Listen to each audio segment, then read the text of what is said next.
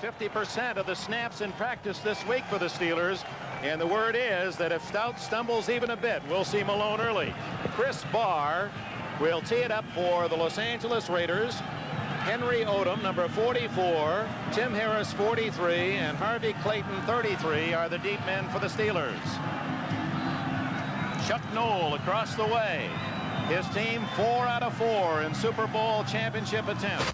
And as the long shot in this game, Merlin Olsen, when's the last time the Steelers were more than a touchdown underdog? Well, you've almost got to reach back into the history books for that one, Dick. And before the biggest crowd of the year in Los Angeles, we're underway. Henry Odom, 1 yard deep. 20. And he had a crack down at the 27-yard line. Dokie Williams made the tackle for the Raiders. Cliff Stout, number 18, the quarterback for Pittsburgh. His running backs, Frank Pollard, over 600 yards rushing this year. Incomparable Franco Harris, over 1,000 yards. John Stallworth played only 4 games all year, is a starter today. Great playoff performer. Calvin Sweeney, 39 catches, leading Steeler receiver. Benny Cunningham is the tight end. From the Steeler 26-yard line.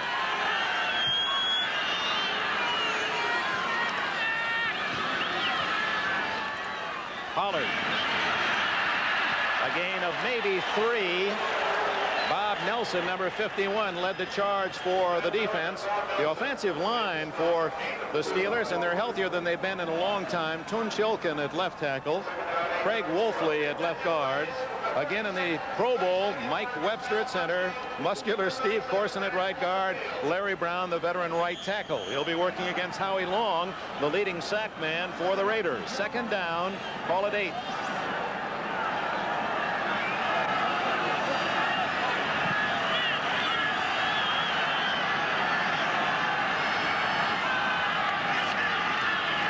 Franco Harris. Out of bounds at the 31.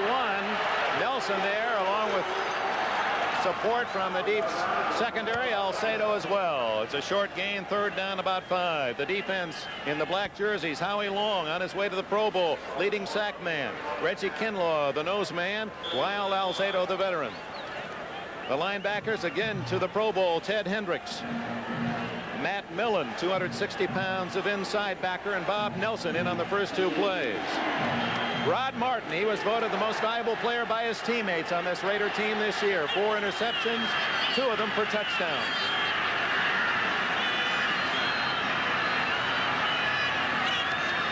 Stout, his first throw. Alcedo has the sack.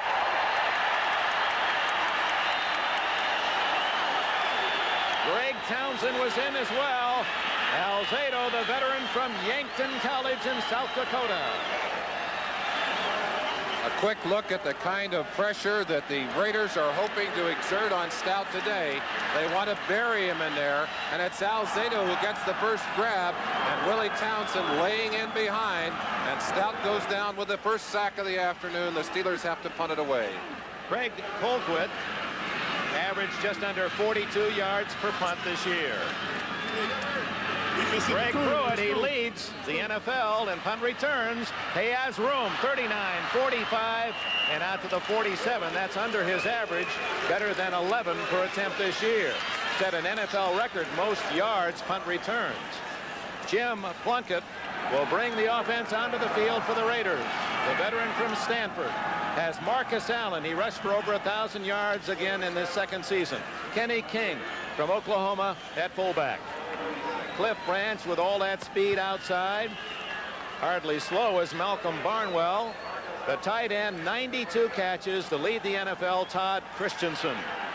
The offensive line will give you after this play. First down, Raiders at their own 46. Marcus Allen. He's tripped up in the backfield. Number 56, Robin Cole, a Los Angeles native, made the play. The offensive line for the Raiders, a solid veteran big group. Bruce Davis from UCLA. Charlie Hanna of Alabama. The center, Dave Dalby, an ex-UCLA Bruin. Mickey Marvin of Tennessee. Henry Lawrence of Florida A&M. Lawrence on his way to the Pro Bowl. Frank Hawkins, number 27, has replaced King. Hawkins to about the 48-yard line. Donnie Shell came up from his safety spot to support Mike Merriweather, 57. Defense for the Pittsburgh Steelers. Edmund Nelson for the injured Goodman. Gary Dunn, the nose tackle. He has 6 sacks this year, and Tom Beasley is out, so he's replaced by Keith Gary. Mike Merriweather, the incredible Jack Lambert, again a Pro Bowler. David Little for Lauren Taves, Larry Little's kid brother. Robin Cole, who just made a play on first down. We'll give you the deep 4 in a moment. A 3rd and 8.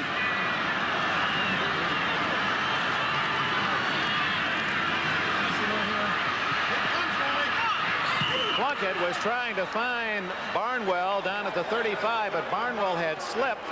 And just as the Steelers failed to make a first down, so do the Raiders now have to punt it away. 10 men rushing for the Steelers. Guy aiming for the corner. Woods at the 10. And Woods out of bounds at the 21-yard line. The play made by Jack Swyrick, the former Illinois star. It'll be Illinois and UCLA tomorrow over at the Rose Bowl. No score, just underway in sunny LA. Certainly the two defenses are already showing their dominance. From the 21, Sweeney in motion. Big hole for Pollard. 30. He's all the way out to the 36-yard line. Frank Pollard, 15 yards before McElroy and Lester Hayes can make the stop. Frank Pollard has been the most impressive running back from the latter part of the season for these Pittsburgh Steelers. Takes the quick handoff, bursts up inside behind a trap block. Larry Brown trapping to the inside from his tackle position, and a good job from Pollard as he bulls his way for extra yardage.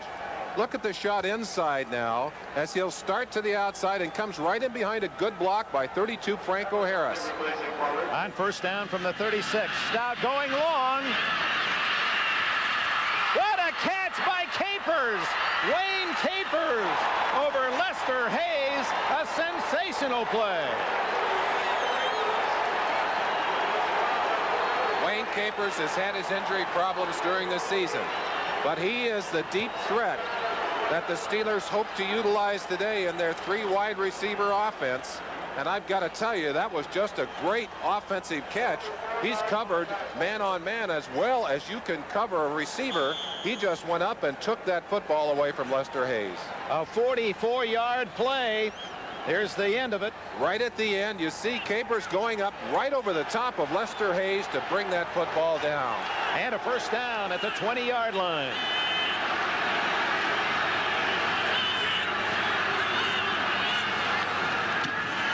Big hole for Abercrombie, and he gets 6 yards on first down before Mike Davis could come up from his strong safety spot to make the tackle along with McElroy. Dick, you asked me what the Steelers need to win today. The other thing they need is a little help from the Raiders. In the 4 losses this year, the Raiders have really had turnover problems. They've turned the ball over 23 times. They've only taken the ball away 3 times. The Steelers are hoping they can duplicate that generosity today. 2nd and 4.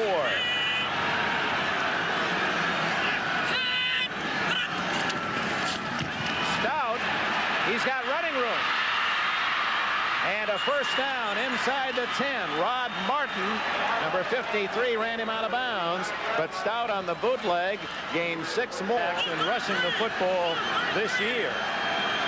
Well over 400 yards. Inside Pollard, stacked up at the 7. Where it'll be 2nd and goal. Tom Flores, another outstanding year for the former University of Pacific quarterback.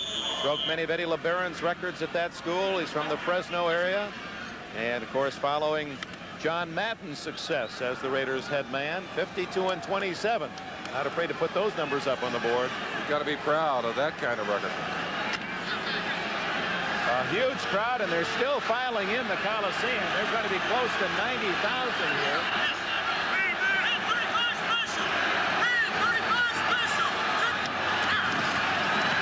Stout.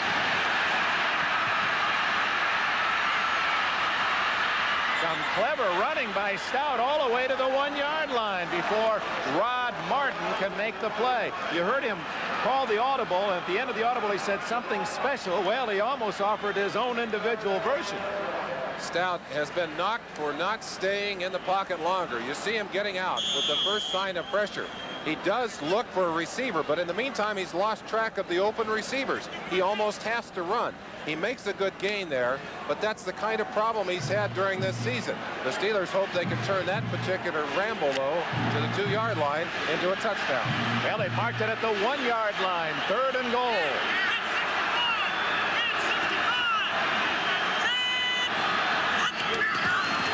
Pollard.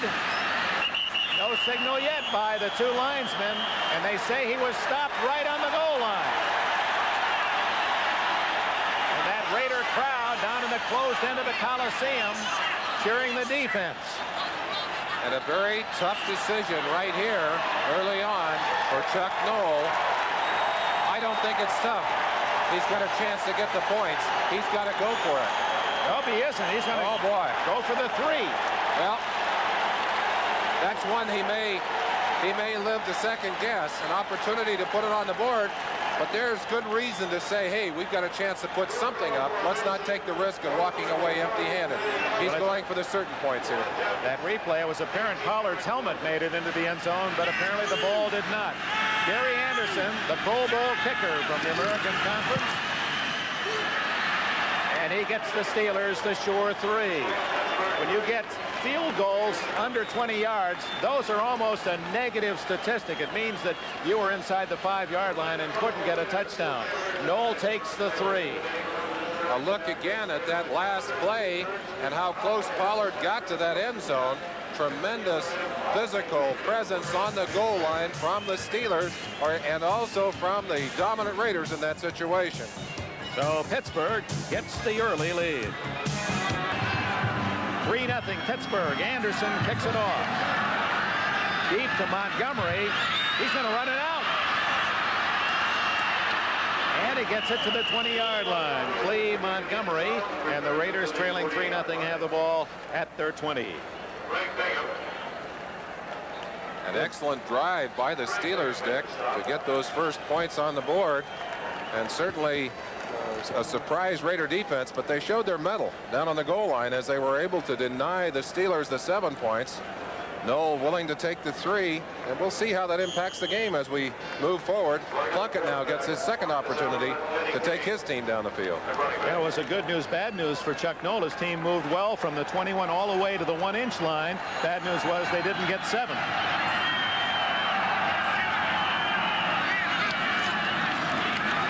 Looking deep.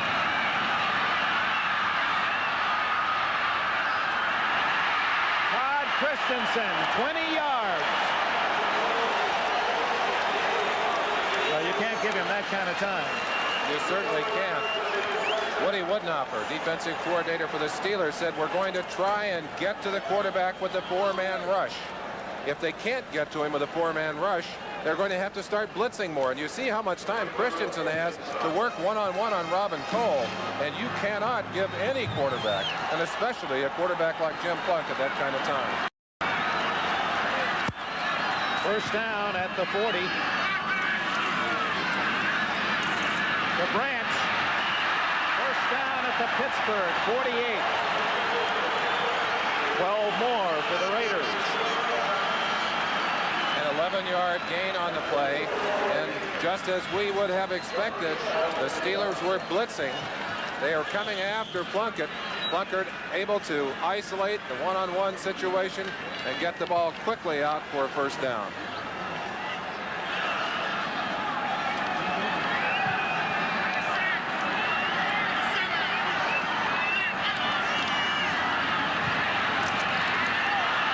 Intended for Barnwell, and Dwayne Woodruff, the fastest of the Steeler defensive backs, and he needed that speed to stay with a former Virginia Union star, Malcolm Barnwell.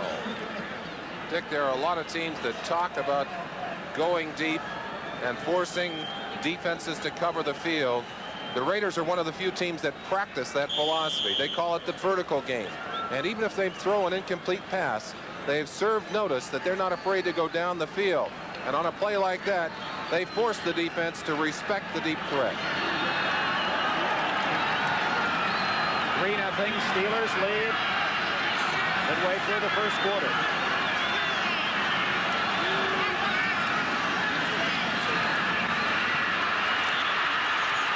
Ooh, down roughly goes Plunkett in the hold of Robin Cole. Cole, a cousin of Willie Davis, the great Green Bay defensive end and Hall of Famer. Cole had come on the last play unsuccessfully. They brought him in again, and he is a bull. He is often played in a down lineman situation, and when you can get him isolated one-on-one on a running back, it's a mismatch. He's right over the top of Kenny King, and he just thumps Plunkett to the ground. Second sack of the game, one per side.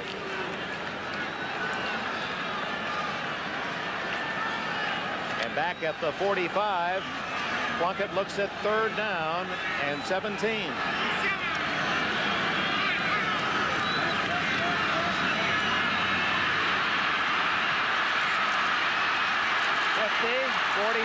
to the 42. Short of a first down, but an excellent scramble by Plunkett.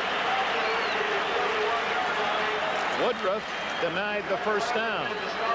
Jim Plunkett is not a highly mobile quarterback. In fact, he's been sacked 55 times, or their quarterbacks have been sacked 55 times during the season. But he has always had the ability to run in big games. We saw him do it in the Super Bowl a couple of years back, and here he is again. He looks quicker now than he did early in the season, getting a good run, getting away from Jack Lambert, 58, for a moment there, finally brought to the ground, but he's got short yardage. Now the punt, and the snapper is Todd Christensen, the league's top pass receiver.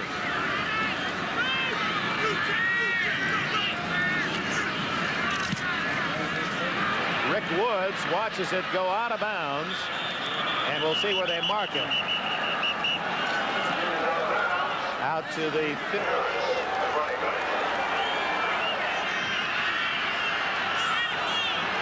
Franco Harris in the backfield with Pollard.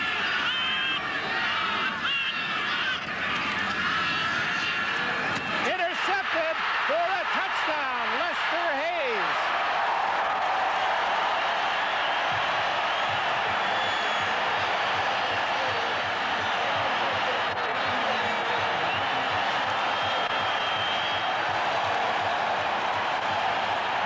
Lester Hayes.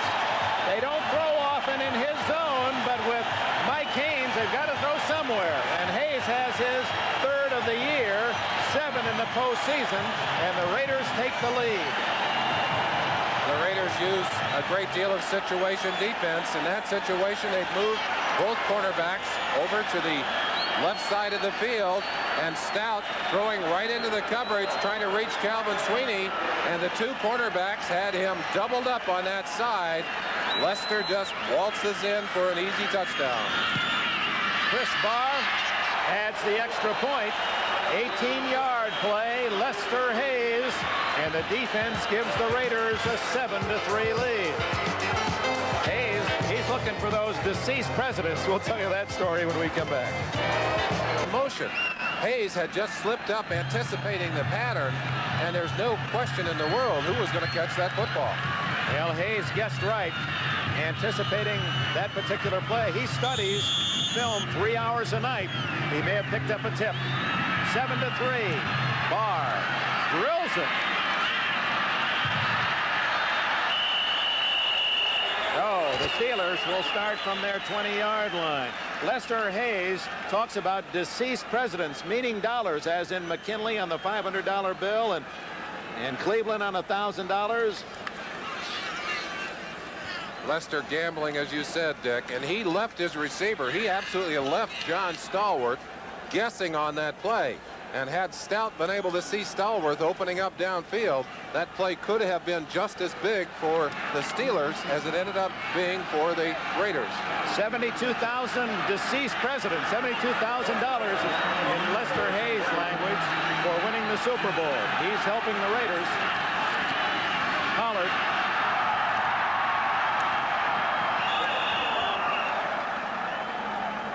Lester Hayes, who can play the run as well. Hayes very compact, 6 feet. They list him at 200 pounds, but he has weighed as much as 225. Lester the Molester, he used to be called back at Texas A&M.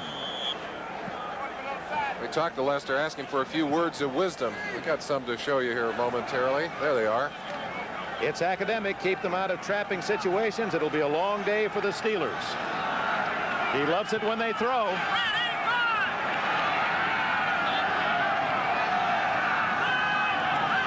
Second and 6. Pollard. Bob Nelson stops him just short of the first down yardage at the 29 with an assist to Mike Davis. What Lester was saying in that quote was simply that he knows how much this Steeler offense likes to trap a three-man line. And if they're in situations where they have the run or pass option, as they are here with a 3rd and short, then they do have an advantage. When it's 3rd and long, 2nd and long, then the advantage passes to the Raider defense.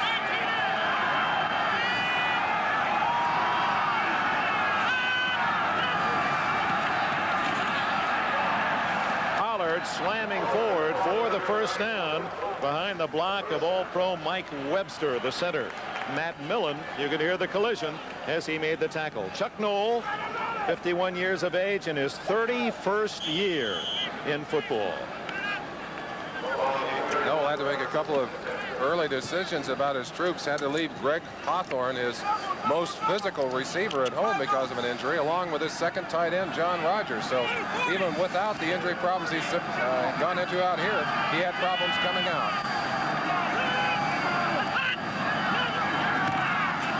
Pollard again. And Pollard from Baylor forward to the 34-yard line.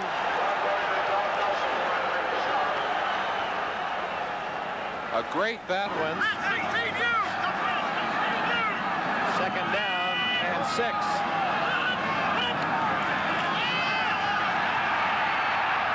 Open is Cunningham, 50, and he's tripped up at the Raider 48.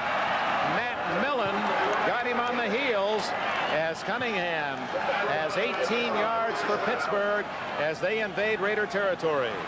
Sometimes, Dick, it's a game of match and mismatch. In this case, a mismatch. Millen is great against the run. You see the little push right there? That makes it even tougher for him to catch up.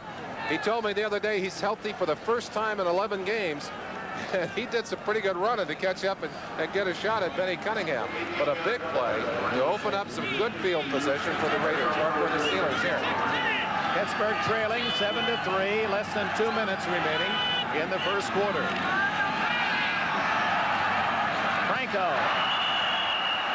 It appeared that Harris hadn't quite looked back for the ball when Stout had delivered. Mike Davis, 36, one of 3. Well, make it 4 Davises. You've got the head man, Al Davis, and then 3 players with the name Davis. There's one of them, Mike. There's James and Bruce.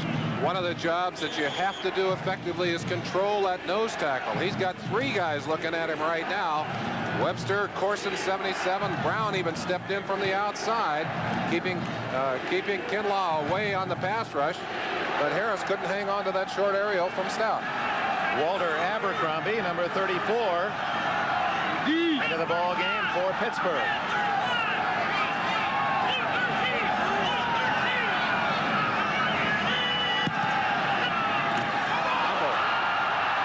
And it appears the Steelers recovered the fumble. Cliff Stout falling on the loose ball. Dick, the Steelers came into this game after 5 games. He dropped the football on the exchange for Mike Webster.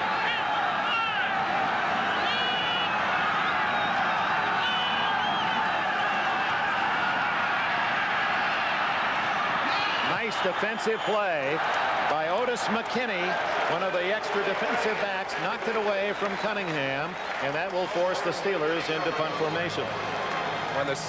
When the Raiders go to a 5 defensive back setup, McKinney goes in, they call it their pirate defense. With a 6th defensive back in, it becomes a desperado defense. That's Ted Watts going in.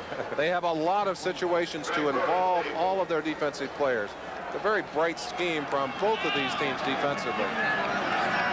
Greg Pruitt back at the 10. Colquitt second punt.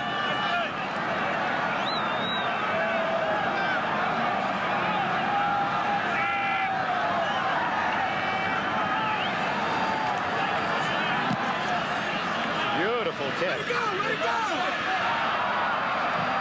And into the end zone. So it'll be the Raiders playing it from the 20. So it's just a 27-yard net punt for Colquitt. And we have temperature around 80 degrees. Todd Christensen, 92 catches, most ever by a tight end in the National Football League. Fourth most ever in the NFL in a single season. Marcus Allen gets the call for 2 yards, and Jack Lambert is there to spoil the fun for the Raiders. Christensen blocking on that particular play. One of the most confident athletes I've ever had a chance to be around. Marcus, you know, I said, well, you had an off year, Marcus. You look at those numbers, 1,014 yards rushing. And get this, Allen had 68 catches. That's 29 more than the leading receiver for the Steelers, Calvin Sweeney. 68 catches, and he threw 3 touchdown passes. Hardly an off year for Marcus. Has some running room. And a first down at the 34.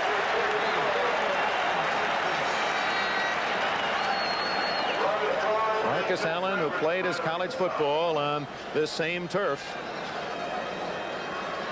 Marcus is most dangerous when he can get outside and get a little bit of room to work with. Seems to have amazing vision and the ability to slide in between those defenders. Did a beautiful job of it there. Lester Hayes touchdown, the difference, end of the first quarter. For him this year, he'll play only in an emergency situation. There's another former quarterback in high school in Mantua, Ohio, Jack Lambert, again leading the Steelers 10 straight years in tackles, 9 straight Pro Bowls for the incredible Lambert. On first down, Plunkett leading 7-3, lobs it for Branch, incomplete. Oh, that was really a soft touch over the middle. Trying to just drop that football over the heads of the linebackers, but didn't get quite enough on it. Of course, that play set up by the successful running. Little play action pass. Plunkett has plenty of time. Tries to drop it over the top.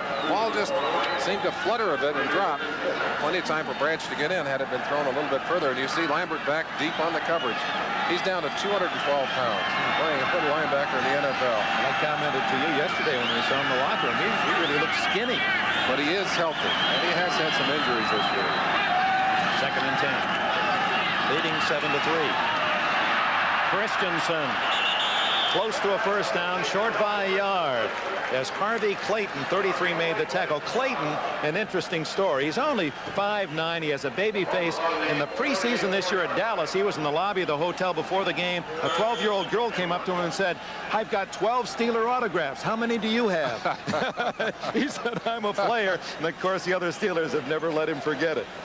Well, he is one of the situation substitutions for the defense of the Steelers. They put a lot of people on and off of the field during the football game. 3rd and 1. Ooh, play action to Marcus Allen. And he's all the way to the Steeler 39-yard line. Little and Woodruff chased Allen down. That's why he's so valuable. Cole had gone down into a 3-point stance on the line of scrimmage to try and get in, try and foul up the offense a little bit. He'll be coming from the right-hand side, but Plunkett fouled everybody up. Takes a little run into the line and then drops the ball out to Marcus Allen. He's working on number 49, Dwayne Woodruff. Finally gets a shot over the top by the linebacker trailing, but a great big gain for the offense. 17 yards, back on first down to Branch. 20, and finally stopped at the 15-yard line.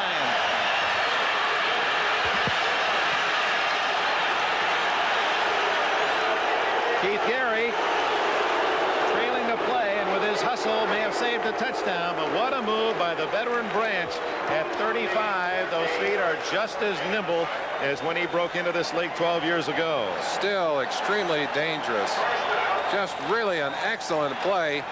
Watch how quickly he gets out of the trap here. Looks like he's going to be stopped right here. Just puts a little move on Mel Blount, number 47, out of the diving grasp of a second Steeler, and they finally ground him up on the backside.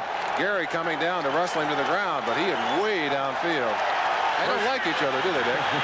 That's a mismatch, that's for certain. First down inside the 15, and right back to Branch.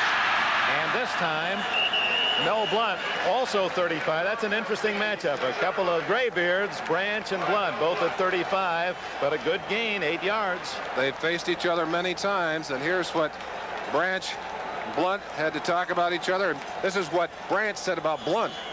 He's physical and intimidator. He'd fit right in with our defense. Well, that's, I guess, high praise coming from a Raider. Well, Blount had a comment of his own. We'll look at that later on Branch. It has bearing on what you've just seen in this ballgame. Leading 7-3. The Raiders have it at the 6-yard line. 2nd and 2. Hawkins close to a first down. Dunn, 67. And help from Nelson. And we'll see. They may need a measurement here. Very, very close to a first down. And, of course, if they have it, they've got 4 downs from inside the 4-yard line. And that would be a tough job for any defense to hold them down in there. Vernon, look at that peristyle end of the Coliseum. I don't see an empty seat.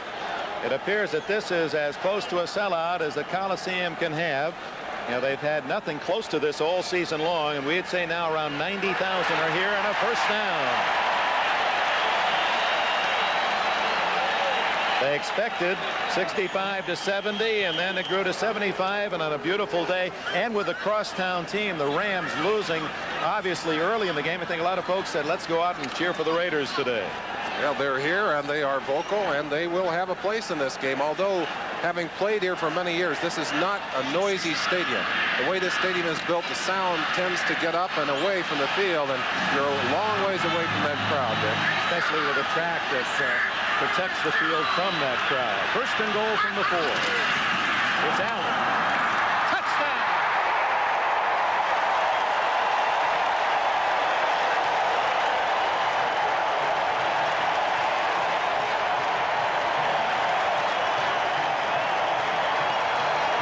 He looked like a triple jumper that didn't need the last 2 steps. He just balled it in. Marcus Allen is a great, great athlete. And one of the ways to beat a good defensive line when they go underneath is to go over the top. He gets up right here. Great block by 27 Frank Hawkins. But he must have leaped a good 4 or 5 yards with that first stride and then just bounded into the end zone. 80 yards in 9 plays. Barr's extra point try. Hum holds. And the Raiders now lead 14-3. Plunkett and the Raider offense certainly mixing it up on that long drive, using the runs of Allen and the passes.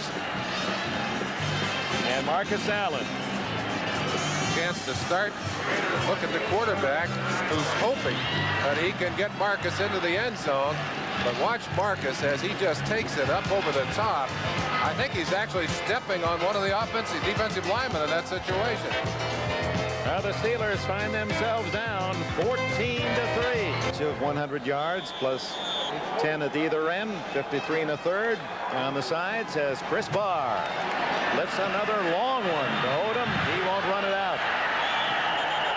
The Raiders doing everything right. It's 14-3. And we'd suggest that you be right here with us on NBC tomorrow for the parade in the morning. It could well be a high-scoring affair. 2 teams that like to throw the football. Trailing 14-3. Stout. Oh, crushed as Abercrombie by Reggie Kinlaw. Kinlaw from Oklahoma. Almost threw untouched, and he beat a good man in Webster. You got a chance to look at that matchup inside a few moments ago, and Kinlaw took the worst of it. But watch it here as he brushes Webster aside and then makes excellent penetration to go in behind and make the tackle from behind. Didn't look like that was Webster's man, that he was just brushing off going after someone else, and no one picked up Kinlaw. I think what they felt that he would do is take the bite on it. It's kind of a sucker play. There's a man who may do more than work with his clipboard if things don't improve for these Steelers. Stout, screen, incomplete. Well covered by that Raider defense, and Rod Martin was right in the middle of it, had the pass been on target. Howie Long pressuring Stout. A quick look as you perhaps can put on your own helmet, feel like you're in the backfield. It's a little screen pass to the outside. You let the lineman come in and penetrate. I believe that Stout recognized the fact that Rod Martin was not fooled at all. Some of the other Raiders had read the play effectively. He simply threw that football away. 10 minutes, 42 seconds left in the first half. The Raiders lead the Steelers 14-3. Second down, third down, and 14 for Pittsburgh. Stout now has time, but can't find an open man. There he is, and it's John Stallworth. A flag is down, and I think Stout he'd gone over the line. He might have gone past the line of scrimmage, and that would bring back what would be a first down throw. Yes, they're calling it back. It looked as if Stout was hovering right on the line as he stood, and when he threw the pass, he stepped forward, and I believe he stepped over the line, Dick. Yeah, the line of scrimmage is the 16-yard line. Stout, reacting to pressure from 75, Howie Long, wants to throw the football here. He can still feel him pressuring from the backside. Did a great job of getting that ball to Stallworth. But watch Stout. I think he knows where he is when he looks up. Now he's happy here. He doesn't know yet. He knows now. He was very close. You can see that right foot right at the 16. Quarterback doesn't have the luxury of lining up the yardsticks before he delivers the ball, and so on the play, loss it down. Colquitt will have to punt it, and Greg Pruitt stands alone at the 50. So the Raiders with the lead are going to get excellent field position. And they're rushing 10 men, it appears. Good kick. Pruitt at his own 44. Did not go out of bounds, and now he does. Yes, he did at the 46. Excellent coverage on a good kick. It was Greg Best, 25, who made the defensive play. Raiders ball. They have a 14-3 lead. 47-yard line. Here at the Coliseum, the winner meets Seattle next Sunday. Plunkett wide open was Allen, and he short hopped the ball. Keith Gary, number 92, the man pressuring Plunkett.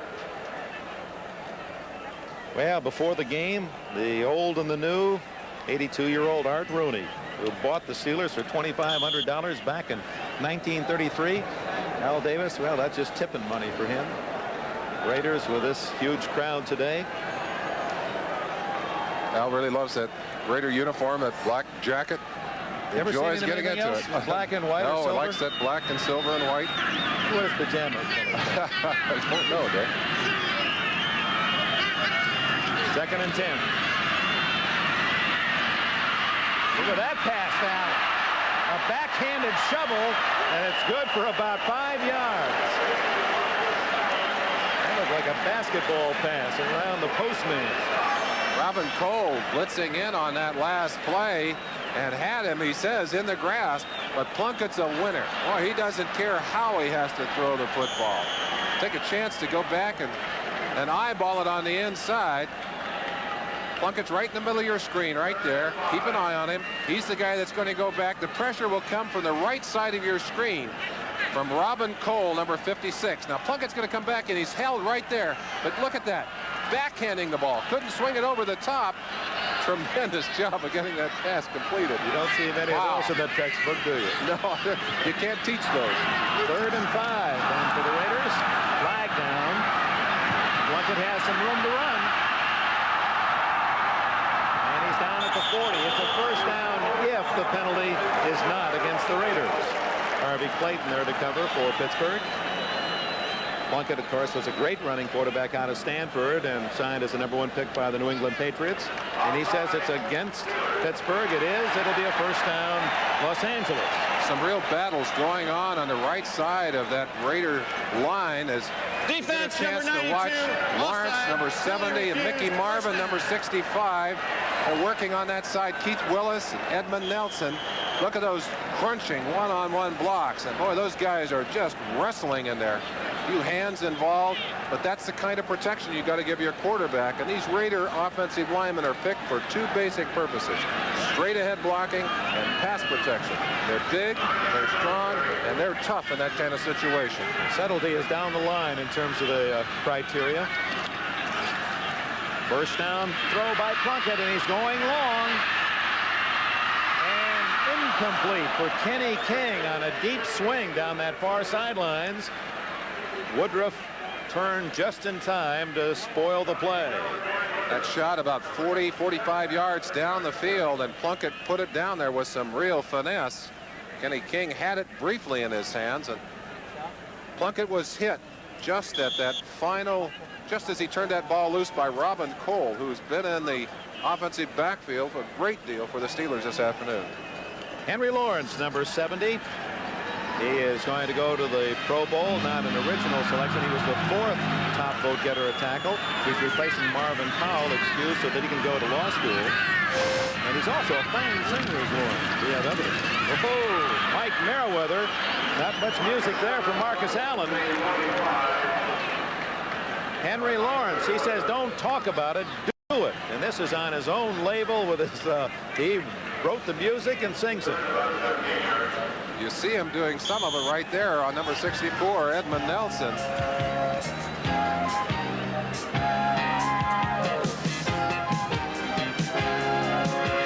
Well, that's the prelude to it all. Actions speak louder than words, and you know talk is cheap.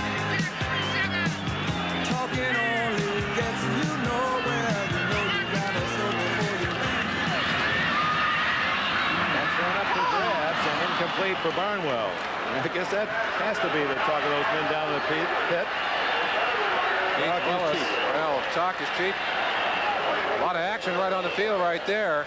Keith Willis, number 93, and Lawrence, number 70. Boy, Right on cue. Right on cue. They're doing more than just talking down there. Looked like the swing was taken by Keith Willis first, and they may. We have offsetting unnecessary roughness fouls. Number 70 offense, number 93 defense. That happened after the play was over. Down counts. Neither player thrown out of the ball game. They would have given us that indication. There's the push right there. Bruce Davis back there. The shove. Here comes Lawrence, and I guess they may have. That looked like it was on Davis. Yes, it was. Lawrence. Yeah. Lawrence says, hey, I'm a singer. I'm not a fighter.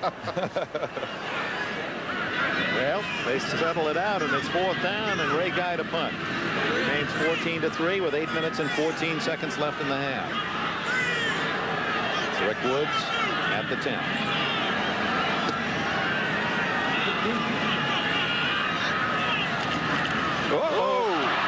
But now he's got some running room. But he doesn't make it, and the Steelers, that's in essence his turnover, will get the ball at the 43-yard line.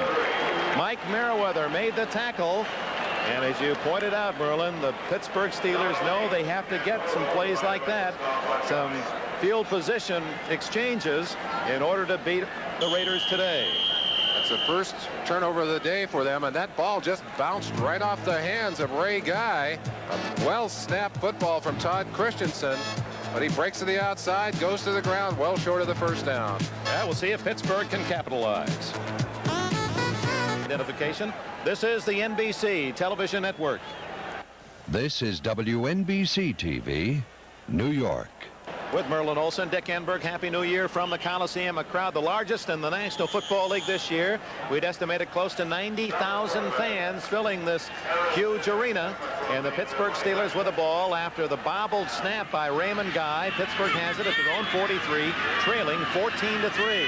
Lester Hayes, an interception touchdown of 18 yards. Marcus Allen, a 4-yard run for the 2 Raider scores. Franco Harris has not touched the ball much today. Gets out to the 48. Mike Davis, an open field tackle for the Raiders after a gain of about 5.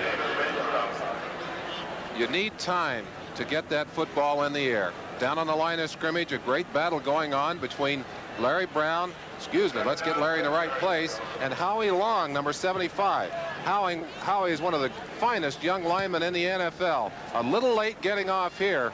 Said he's going to have to power Larry Brown if he's going to beat him, but Larry certainly had more power on that play than Howie did.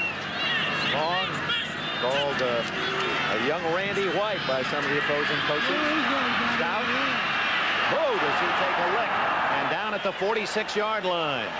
Rod Martin was the man who hit him high, and Lyle Alzado got him low, just short of the first down. Martin certainly one of the big play people we come to expect to hear from in a game like this. Finally made the Pro Bowl, and that really pleased this Raider club. #1 in tackles. He had 4 interceptions, 2 touchdowns, 6 sacks. Quite a year for a man picked in the 12th round back in '77, released by the Raiders. 49ers had him. They cut him. Finally found a home, and now an All-Pro. That was a first down, by the way. And Abercrombie. Oh, you see the strength of Nelson and Ted Hendricks as Abercrombie running in the air for a moment before he hit the deck. I haven't called Ted Hendricks' name very often today, but I'll tell you what a performer he is. He's been playing all year, Dick, with torn stomach muscles and never complains about it. He just lines up, goes out there. I think it's helped him to have a week off, but it certainly hasn't cured the problem. You see him coming off rather slowly to the sideline, but he is a force in every game he plays in. 15 years, as you saw, 215 consecutive regular season games. Abercrombie fighting for inches. He's to about the 43. Rod Martin, the tackler. And that'll bring up 3rd down and long for Pittsburgh. Dale Martin, always to be remembered for his 3 interceptions and the Super Bowl win in early 1981. It's the Philadelphia Eagles. So he had a smile that lasted months after that game. That seemed to really convince him that he was an outstanding player, and he's played up to that Super Bowl performance ever since. He's gotten better every year. Big play for Pittsburgh. 3rd down, a long 6. Like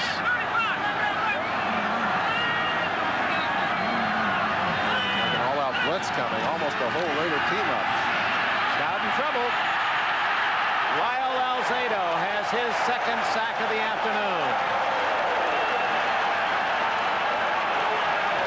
The addition of Mike Haynes makes it so tough to pick at this defensive backfield, because when you cover everybody one-on-one, you give your defensive lineman to make that kind of move on Tunch Ilkin. Alzado just manhandling Ilkin on that, and then manhandling Stout, who's no small quarterback, putting him on the ground to shut down the Steeler offense. Alzado with both of those sacks. So in comes Colquitt with Greg Pruitt, ever dangerous, back to the Raider 15. Lester Hayes putting pressure on the punter. Pruitt, 20, 21-yard line. Good coverage by the Steelers.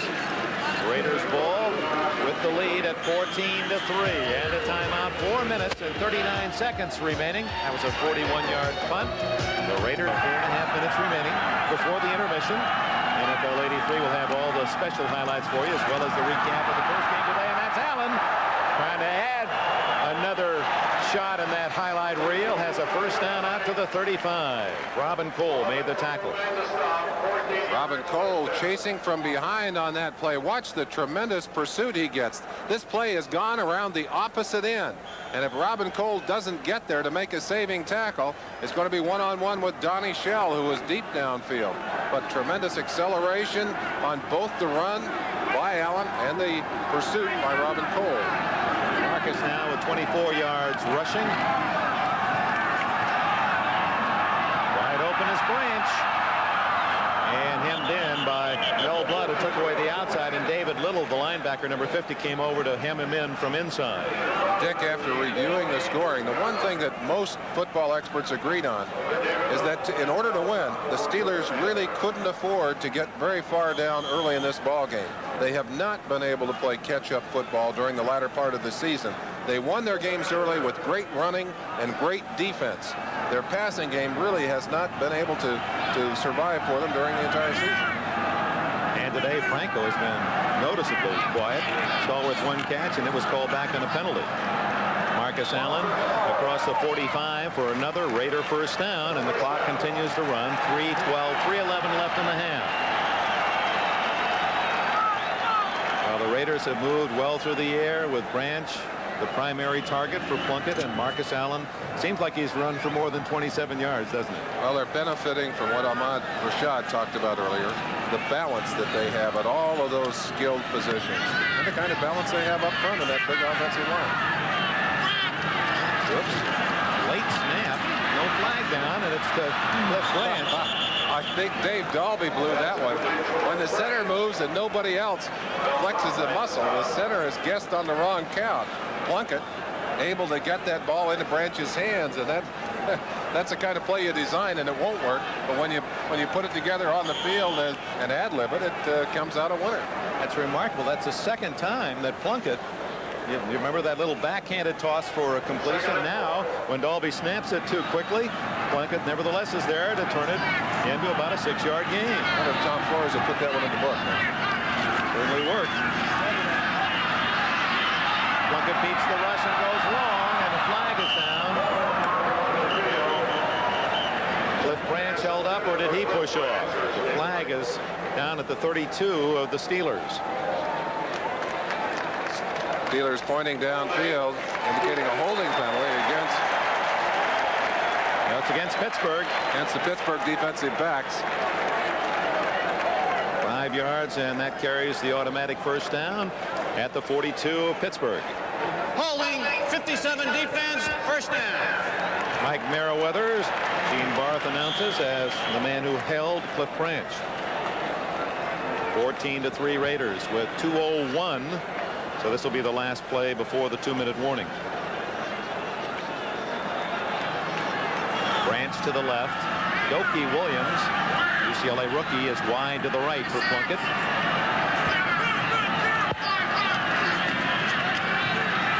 Looking for Allen. 40 to the 36. Such a graceful runner. A little curdling stride to elude one tackler, and a 7-yard gain for Allen with 1:53 left in the half. We have the 2-minute warning. Los Angeles Raiders, the favorites. Seattle will be the opponent for the winner today. And here are the people in their place. Nelson and Gary. Nelson had played a good part of the year at nose tackle, backup nose. He's out at defensive end.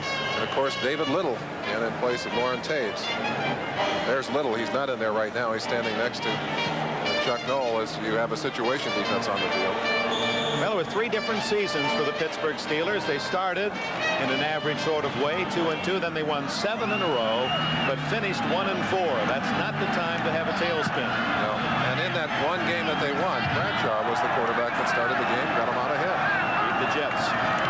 Plunkett going long for Branch. Too long, is well covered was Branch by Mel Blunt, the veteran from Southern University. Blunt now in his 14th year in the Pittsburgh black and gold.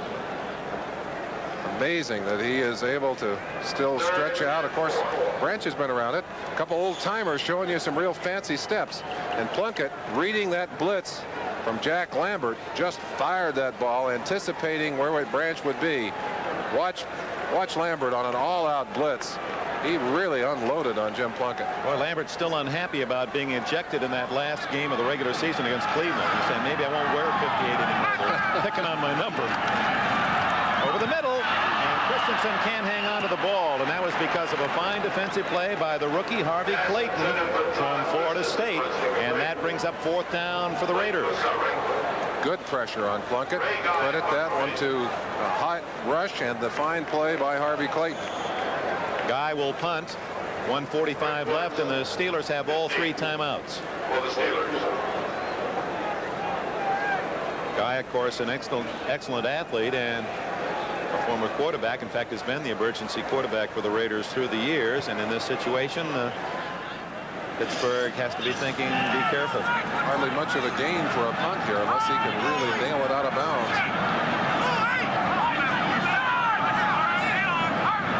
Maybe trying to draw it offside, Dick. Nope, he's going to kick it.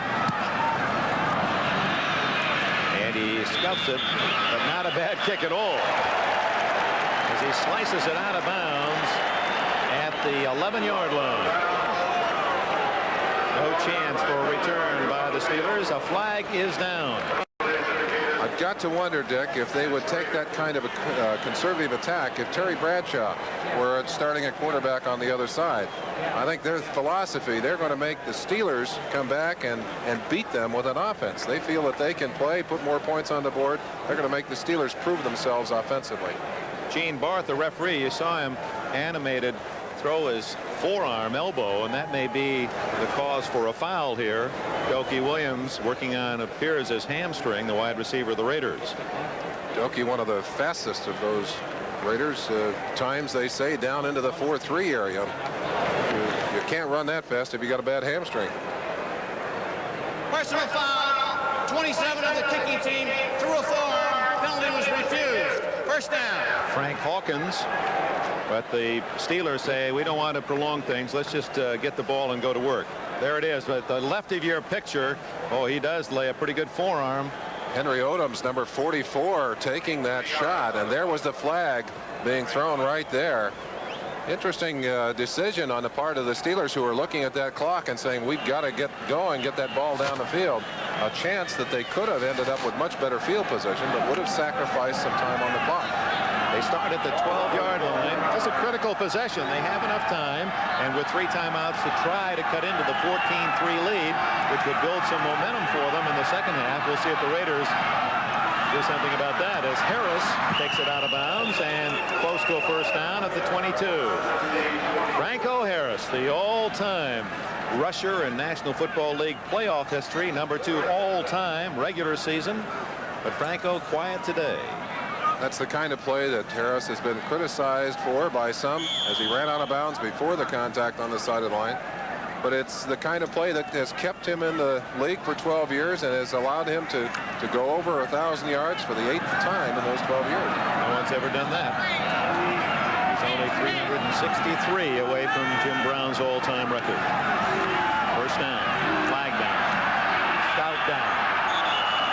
And they're going to call that in the grasp and control of the tackler. A sack for Jeff Barnes, number 56, who came in on a linebacker blitz. And this is the kind of a situation that the Raiders love. They get you down where you have to throw the football, and they feel that they simply can outman the Pittsburgh Steelers in this situation. They've got the blitz coming right there. That's Barnes right over the top of Franco Harris, number 32. Dangerously close to be throwing the ball away. Offense, penalty refused. Second down. Another penalty on Tunchilkin, obviously refused as the Raiders take the sack, their 3rd of the game. And back at the 14-yard line, second down and about 18 now for the Steelers with 1 minute, 27 seconds left in the half. The Redskins prevailed, dominated the Rams today. It'll be Washington against San Francisco. Franco galloping through a small gap to the 20 to bring up 3rd down and 12. Barnes made the tackle. Time called by the Raiders. So that's just an indication. The Raiders feel they can stop Pittsburgh here. They want to get the ball back, and they want to add to their lead. 1 minute, 20 seconds left. Stout with 3rd and long, and the Raiders with the lead. College, that's the summer home of the Dallas Cowboys. Really had a great week of practice. They felt enthused about their readiness for this game, but they're down 14-3. Stout needs big yardage, and he goes to Sweeney for what appears to be a first down or close to it at the 32-yard line. Otis McKinney on the coverage. Sweeney working one-on-one in that situation. They isolated on him, and Stout able to deliver a pass, and with the out of bounds, of course, the clock is stopped. So that's in favor of the Raiders, Merlin, because he's short of the first down. It's 4th down. Costly. Look, I thought he'd gone out of bounds ahead of the marker, Dick. So it's 4th and less than a yard, and Chuck Noll can't afford to gamble and lose and give the Raiders field position deep in the Pittsburgh end. Cole quick to punt to Pruitt. And he is going to punt it. Hits it well into the sun. Pruitt at the 19. And he's down at the 30-yard line. I think Greggy just reached down, picked it up with one hand like a baseball, and carried it out. Another one of the reclamation projects of these Los Angeles Raiders that has been a very productive one. What other team in the league would pay the premium that they have to pay to keep him around to return punts, and yet what a valuable contribution that young man has made. Not such a young man. There is showing that he has bad hands for a moment, but he's got one good one. And look how quickly he adjusts. Look at the movement of those feet, sorting his way through and picking up those extra yardage. That's why he has been so effective on the punt returns this year. The Raiders have 2 timeouts left and 1:03 left in this first half, leading 14-3. Frank Hawkins lets it trickle through his fingertips. That's been one of the enemies of this Raider team during the season. At times they have been able to play such intense and such emotional football and have played, I think, some of the greatest games that have been played during this season. At other times they get kind of listless. They look a little listless down there right now, and that drop pass an indication of a lack of concentration on the part of Hawkins. Well, if form holds, it would be the Redskins and Raiders. They're the two favorites, much as that may be. Tell that story to the Miami Dolphins. Marcus Allen with a big hole. Open field, 50 all the way to the 49 with 50 seconds left. And time called by the Raiders with 49. Rick Woods made the tackle after a 21-yard Allen run. Nothing listless about number 32, Marcus Allen. A little draw play, anticipating the pass, and they had a blitz coming. Lambert was sweeping to his right on the blitz, and they were able to break it into the open. And that's the danger of coming aggressively with a blitz. If you can catch the defense, the backers are committed, and you've got room to run. You give Marcus Allen room to run, he'll make you regret it. It's interesting, practice earlier this week, Marcus talking to some of his teammates, and of course there's some UCLA fellas, Bruce Davis, Dave Dalby on this Raider roster. He said, boy, I want to go over to that Rose Bowl game. He said, you and Merlin working? I said, you bet. He said, I think I'm just going to get some tickets and show up there. He's like so many of the athletes, they're fans as well. Of course, Marcus has had his day in that famed New Year's event. Quite an athlete, quite a man. He didn't like the fact that some people have been accusing him of being a fumbler, though. He did bring up that point as well. There it is, Southern California. There they run down the postseason playoffs between these two teams. And, of course, the very first one, a memorable Franco Harris immaculate reception game as the Steelers beat the Raiders. Raiders won the last championship in the AFC 24-7. Down the middle to the wide open branch, 30. Merriweather can't get him, and he gets out of bounds. Boy, he really brings this crowd to life, doesn't he, Dick? Like trying to catch a butterfly. 18 yards on the play by Cliff Branch. Suffered with a pulled hamstring. Pulled it on the longest play of the year in the NFL against the Redskins early in the year. But he is healthy now. I'm going to show you some of his quickness on this play. Yeah, that Redskin game won by Washington in a comeback 37-35. One of the 4 Raider defeats. Branch said, wait a minute, I'm going the wrong way. I got to go the other direction here. Out of bounds at the 33 with 39 Blitz. seconds. Barnwell, does he get out of bounds? No. Woodruff made the tackle. Clock running, 29-28. Plunkett doing a good job of reading that blitz and getting the ball out quickly to Barnwell. Receiver also must read the blitz in that situation. They're in field goal range now, but Plunkett looking for more.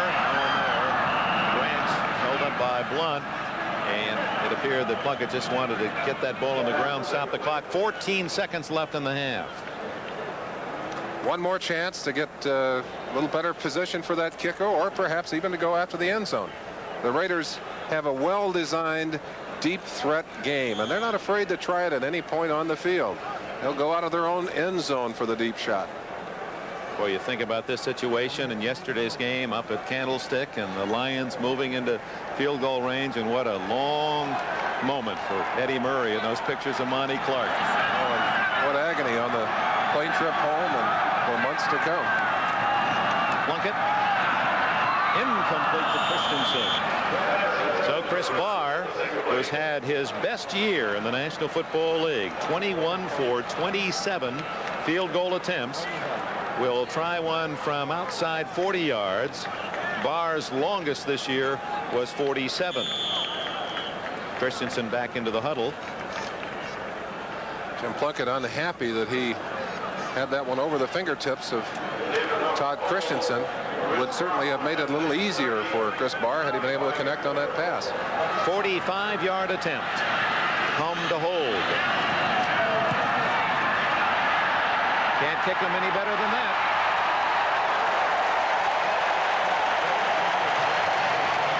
Chris Barr gives the Raiders a 2-touchdown lead.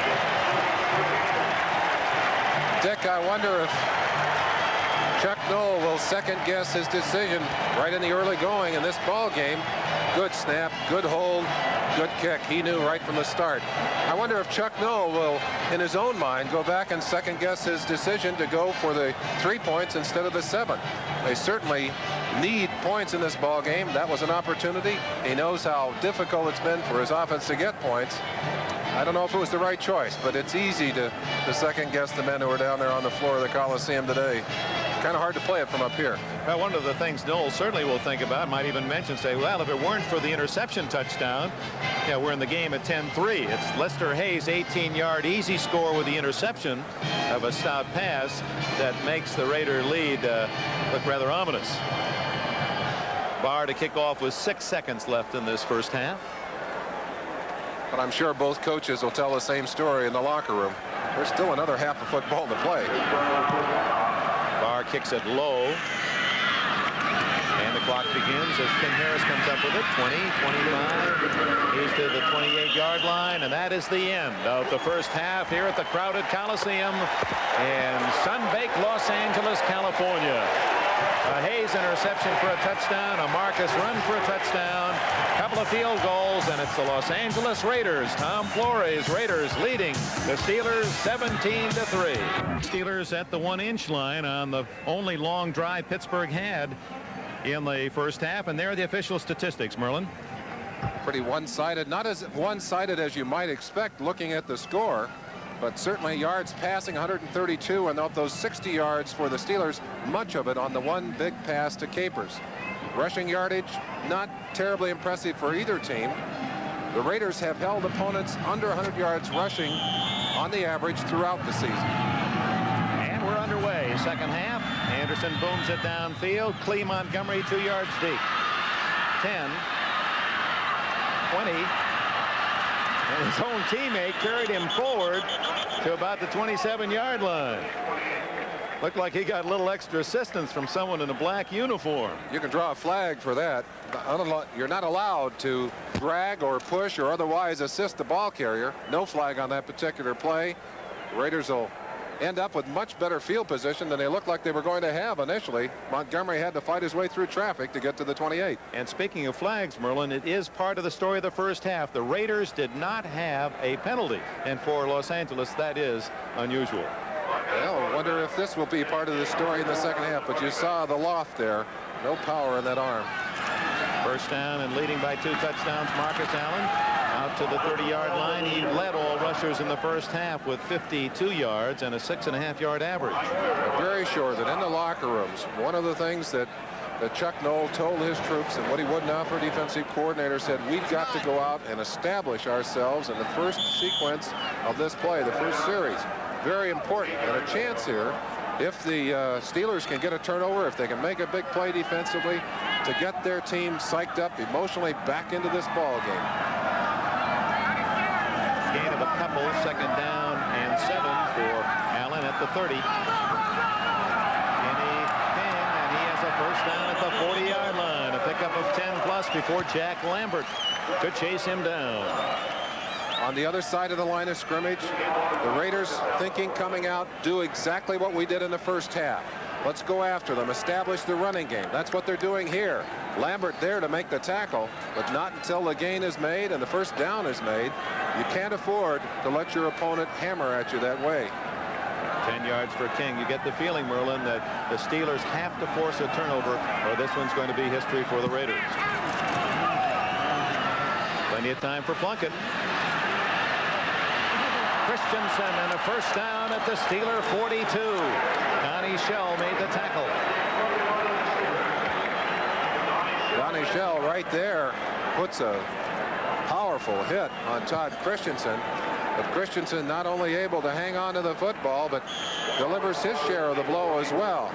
An amazing year for Todd Christensen. Look at, he anticipated that hit. Didn't for a second take his eyes off of that football. Total concentration. That's the mark of the great receiver.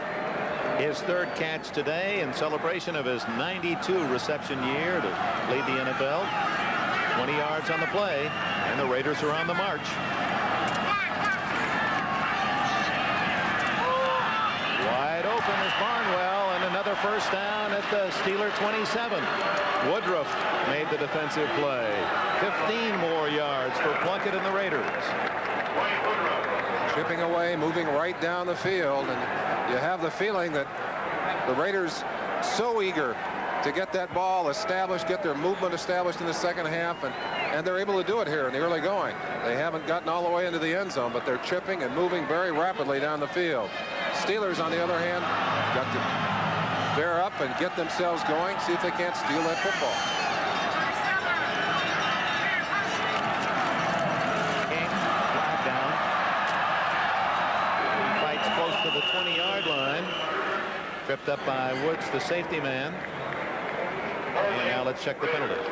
Penalty apparently holding against the Raiders, so it'll be the first mark-off against Los Angeles. Talked about a clean slate for them so far in this ball game.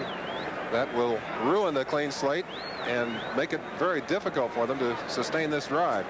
50 offense, hold on, still first down.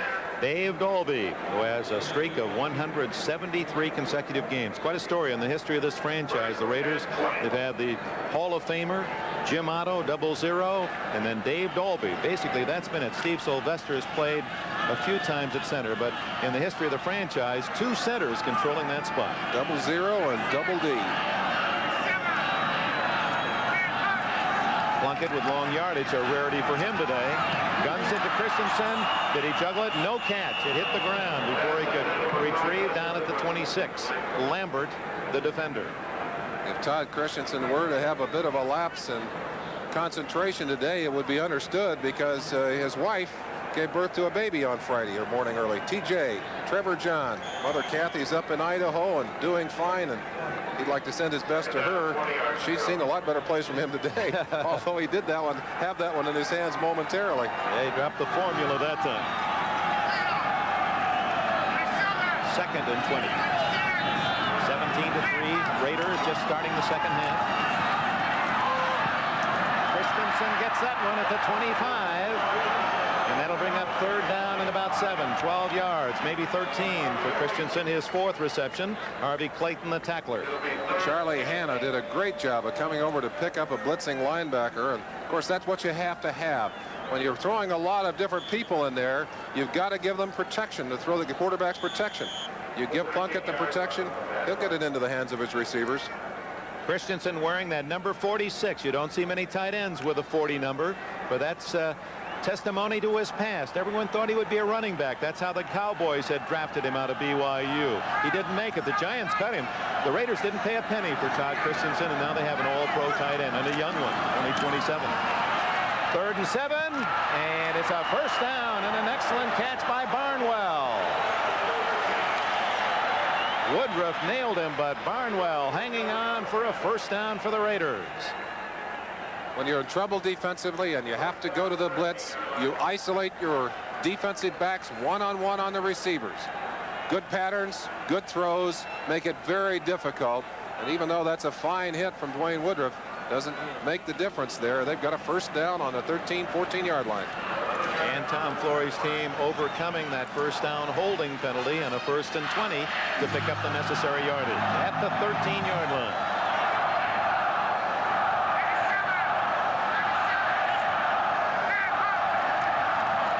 Marcus Allen slipping through a hole to the 9-yard line. Jack Lambert, the tackler.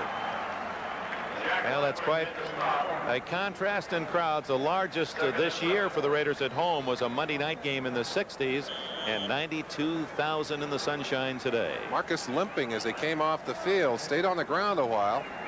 Of course, if he were to come away injured, it would be a real sour note to what has happened so far in this game. 2nd down and 6. Greg Pruitt, the veteran, replaces Allen, and Sam Washington, number 41, is now in at the left corner for Dwayne Woodruff. Kenny King, nothing that way. But there is some room this way, and he has a touchdown.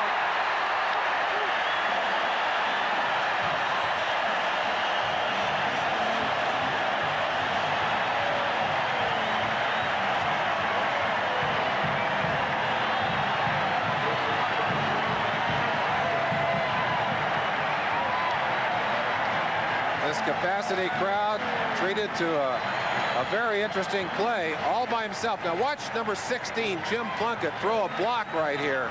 He gets a chance right there. Couldn't tell who he blocked, but he was not afraid to throw his body in there. King did the rest. Gets by David Little, gets into the end zone past Harvey Clayton, turns the broken play into a touchdown.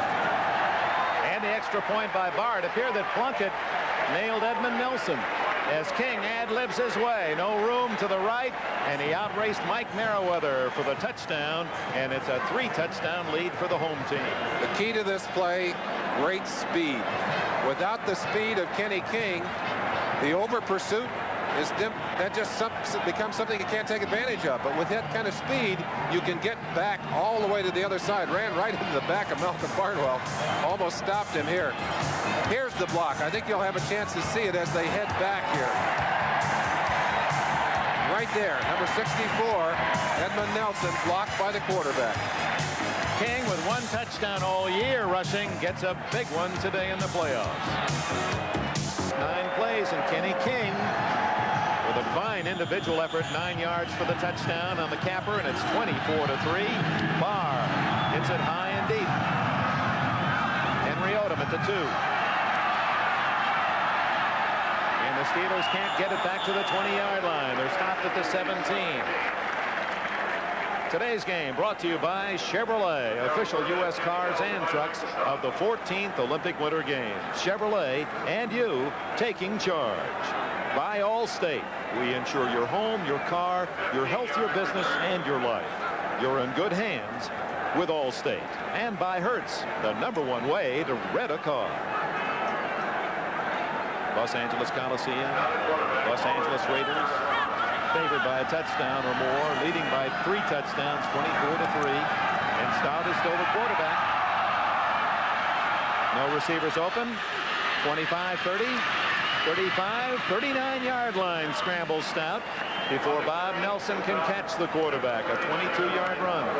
Toward the end of that run, Stout was catching up with Ted Hendricks, who had his back turned to him, playing man-on-man with the receiver. Had no way to know that the quarterback was running. Stout ran right by him to get that yardage.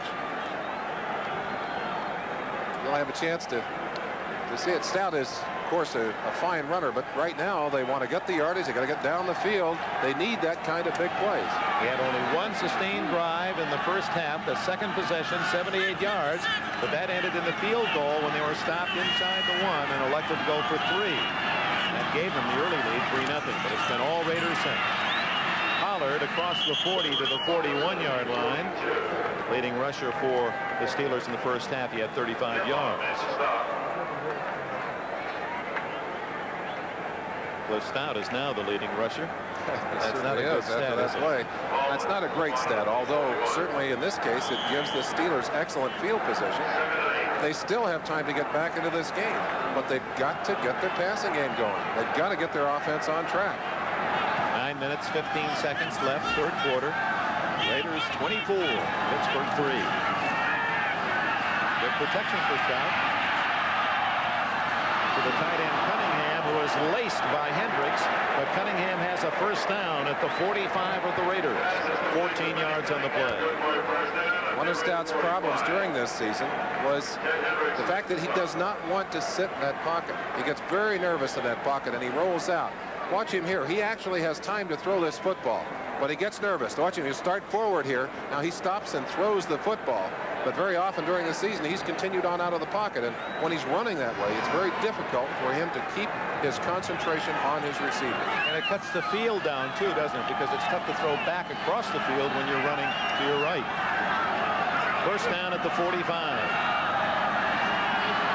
Going deep. Intercepted by Mike Haynes. How did he get the ball? There's an all-pro play. Still some debate about the play as 2 officials are huddling down at the 17-yard line. You will not see many plays of that kind. Haynes running with his back to the quarterback, man on man, absolutely had to read the eyes of the receiver to turn back for that football, and his reactions were so quick that he was able to catch that football. Stout trying to get it all the way downfield. Now watch, right at the end of the play, Haynes just turns back inside, and like a vacuum cleaner, it looks like Brooks Robinson at third base. They're debating, and perhaps, and we're just guessing now, we don't know, they might say that Haynes interfered with the receiver's chance to get to the ball by slowing down and backing into him. We'll see if that's what it is about. Rod Martin pointing up the field, indicating that he believes, at least, that the penalty is being discussed against the Steelers, but that is an outstanding play. And it's interesting. It goes back to something that Charlie Sumner talked to me about Haynes. He said when he came to New England, he could have been an all-pro receiver, but we needed him at that time, and Charlie was there as a coach as a defensive back. And indeed, he went to work on defense. Incomplete. Incomplete. Well, We'll have to look at that one again. we can look at the end of that. What they were talking about apparently was possession. Maybe we can get another shot. It certainly appeared that he had that ball and had it cleanly in bounds. Certainly did. That last angle was the one. Here it is. Haynes. Haynes with possession on the ball. Turns, pulls it in. I see what they're looking at. It looked like he may have dropped that ball to the turf as he turned. Let's look at that just one more time. A chance to see it. As he pulls it in with his left hand, looks like he's changing arms with it. His right arm goes to the turf. Very difficult to see. You can't see it from that angle, but the official had a clear shot at it, so a break for the Steelers. Just an incomplete pass. And Haynes breaks up that opportunity as Stout, under pressure from Alzado, could not find Stallworth. Alzado trying to break up Stout at the same time. So it's 3rd down and 10 for the Steelers, who do get a breath of life on the official call. A very, very difficult situation for the Steelers, though. You just can't put a defensive lineman and offensive lineman in a worse situation than to tell the defense that they've got a nice lead on the board and you're 3rd and 10. They just lean out and away they come. Alzado has been the dominant force. They've done a pretty good job. Larry Brown and Howie Long, the leading sack man. But Alzado's had a field day against Ilkin, and there's Alzado again.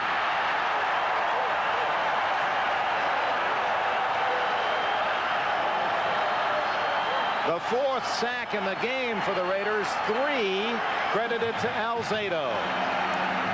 Lyle terribly pleased with that sack. You won't see it on his face, but he is thumping inside. Watch him come from that right defensive end position, working on Tunch Ilkin, and just throws Ilkin aside.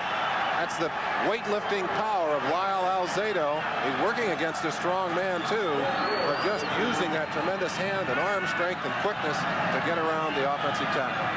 So the Raiders get the ball back. Colquitt partially blocked. The Steelers pick up the ball. Lester Hayes blocked the ball. Steelers pick it up, and it's the Raiders' ball short of the 1st down at the 42-yard line. Lester Hayes, and that's the first time Colquitt in his career has had a punt blocked. He's a two-step kicker. The snap was not good, and that forced him to take more time, and there's Lester Hayes. Lester reaching just at the right time, and it's a good thing he got his hand on that football because he did run into Colquitt. Had he not touched that football, they would have called roughing the kicker on him, and they would have given the ball back to the Steelers.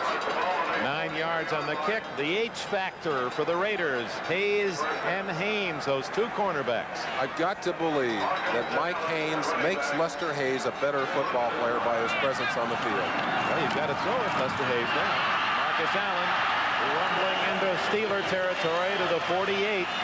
Close to a 10-yard pickup before Blunt can trip him up.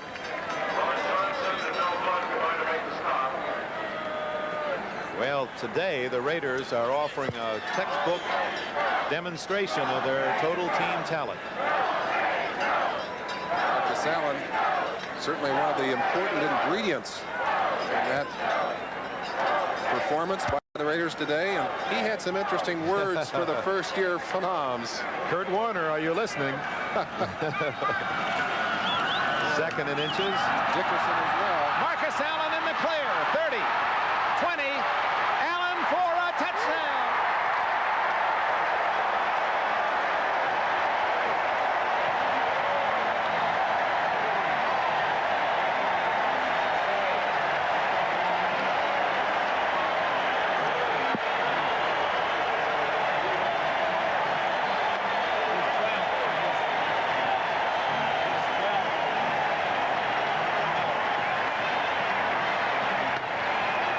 Marcus Allen celebrates. He goes over the 100-yard mark, a 49-yard touchdown.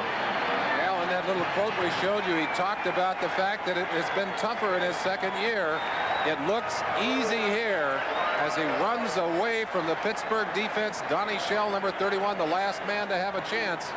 And of course, we saw him limping to the sideline a while back. He's not injured on that play, Dick. Barr kicks the extra point. Marcus Allen's longest run of the entire year was 19 yards. Well, he just bettered that by some 30 yards, the longest Raider run of the year, and it goes for a touchdown. Marvelous Marcus Allen.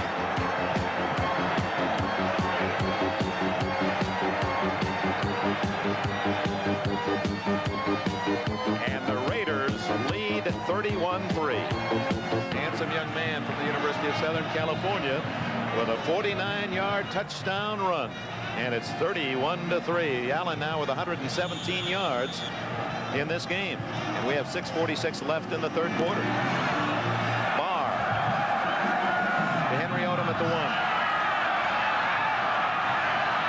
And he's toppled out of bounds at about the 24-yard line. Well, it appears it'll be the Raiders against the Seahawks. They played each other twice during the regular season. Los Angeles lost only 4 times, but Seattle pasted them 2 of the 4. 38-36 at the Kingdome, and they beat them here in the Coliseum 34-21. Wonder if Seattle's watching today. Marcus Allen had the 49-yard run. There's Mark Malone. We thought we might see him today, but thus far he's worn nothing but a baseball cap. Well, he's had a lot of time with a clipboard on the sideline. He's got to be wondering what it takes to get him into the ballgame. Certainly the Pittsburgh offense has done very little to distinguish itself today.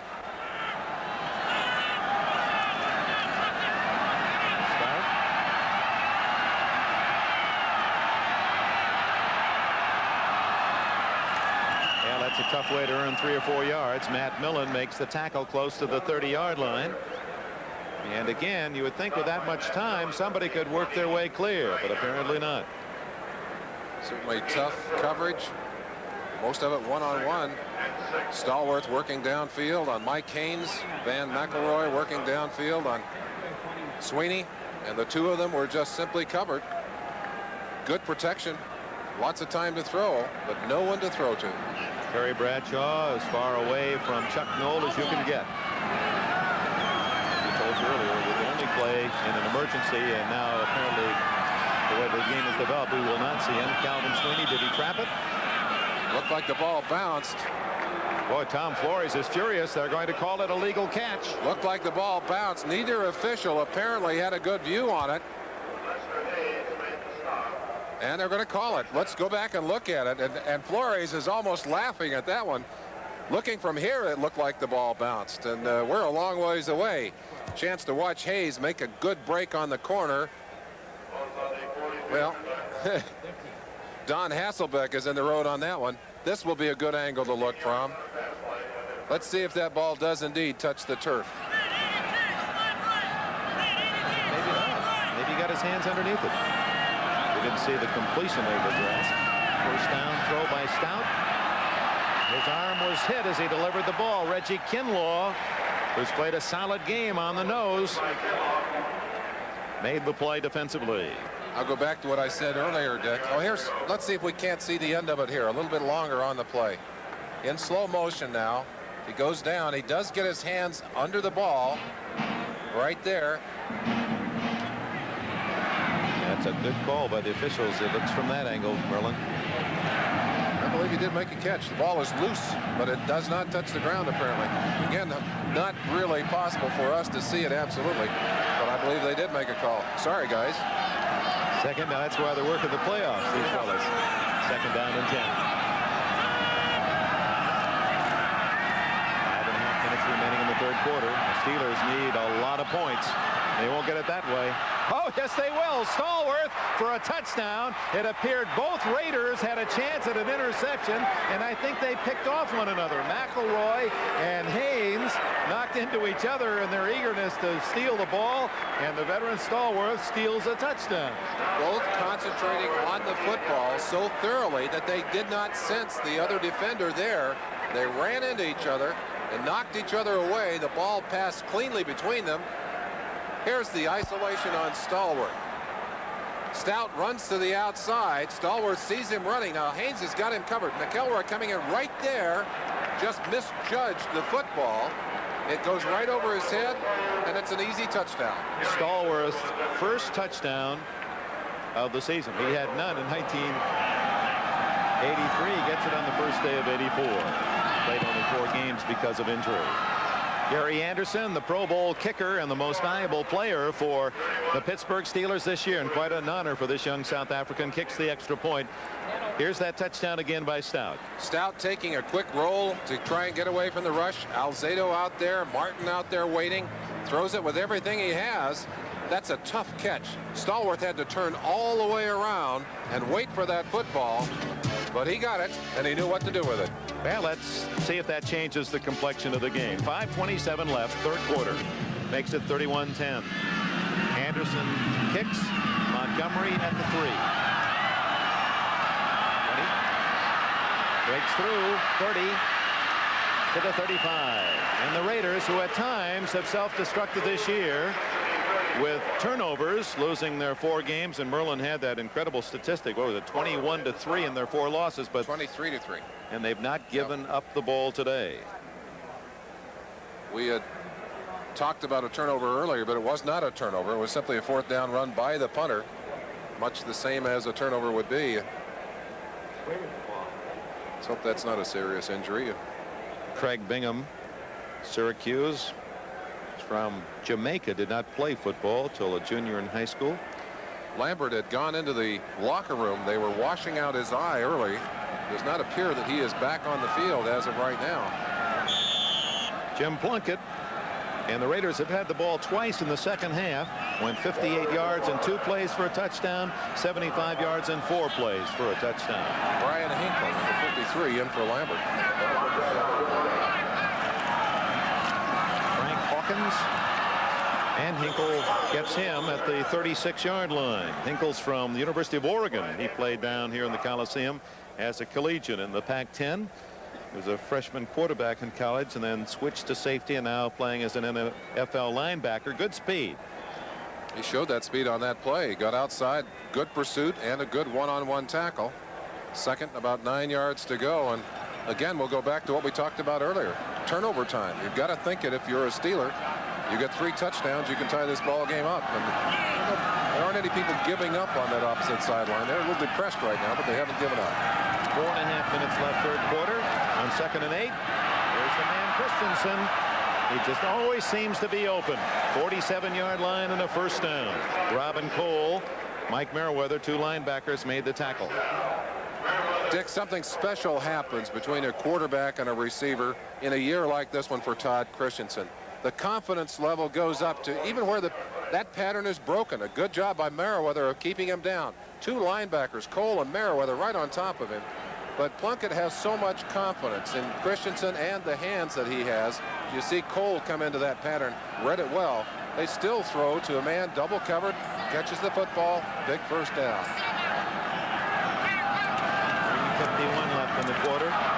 Frank Hawkins all the way to the 41-yard line. Another first down for the Raiders. Mel Blount pushed him out of bounds.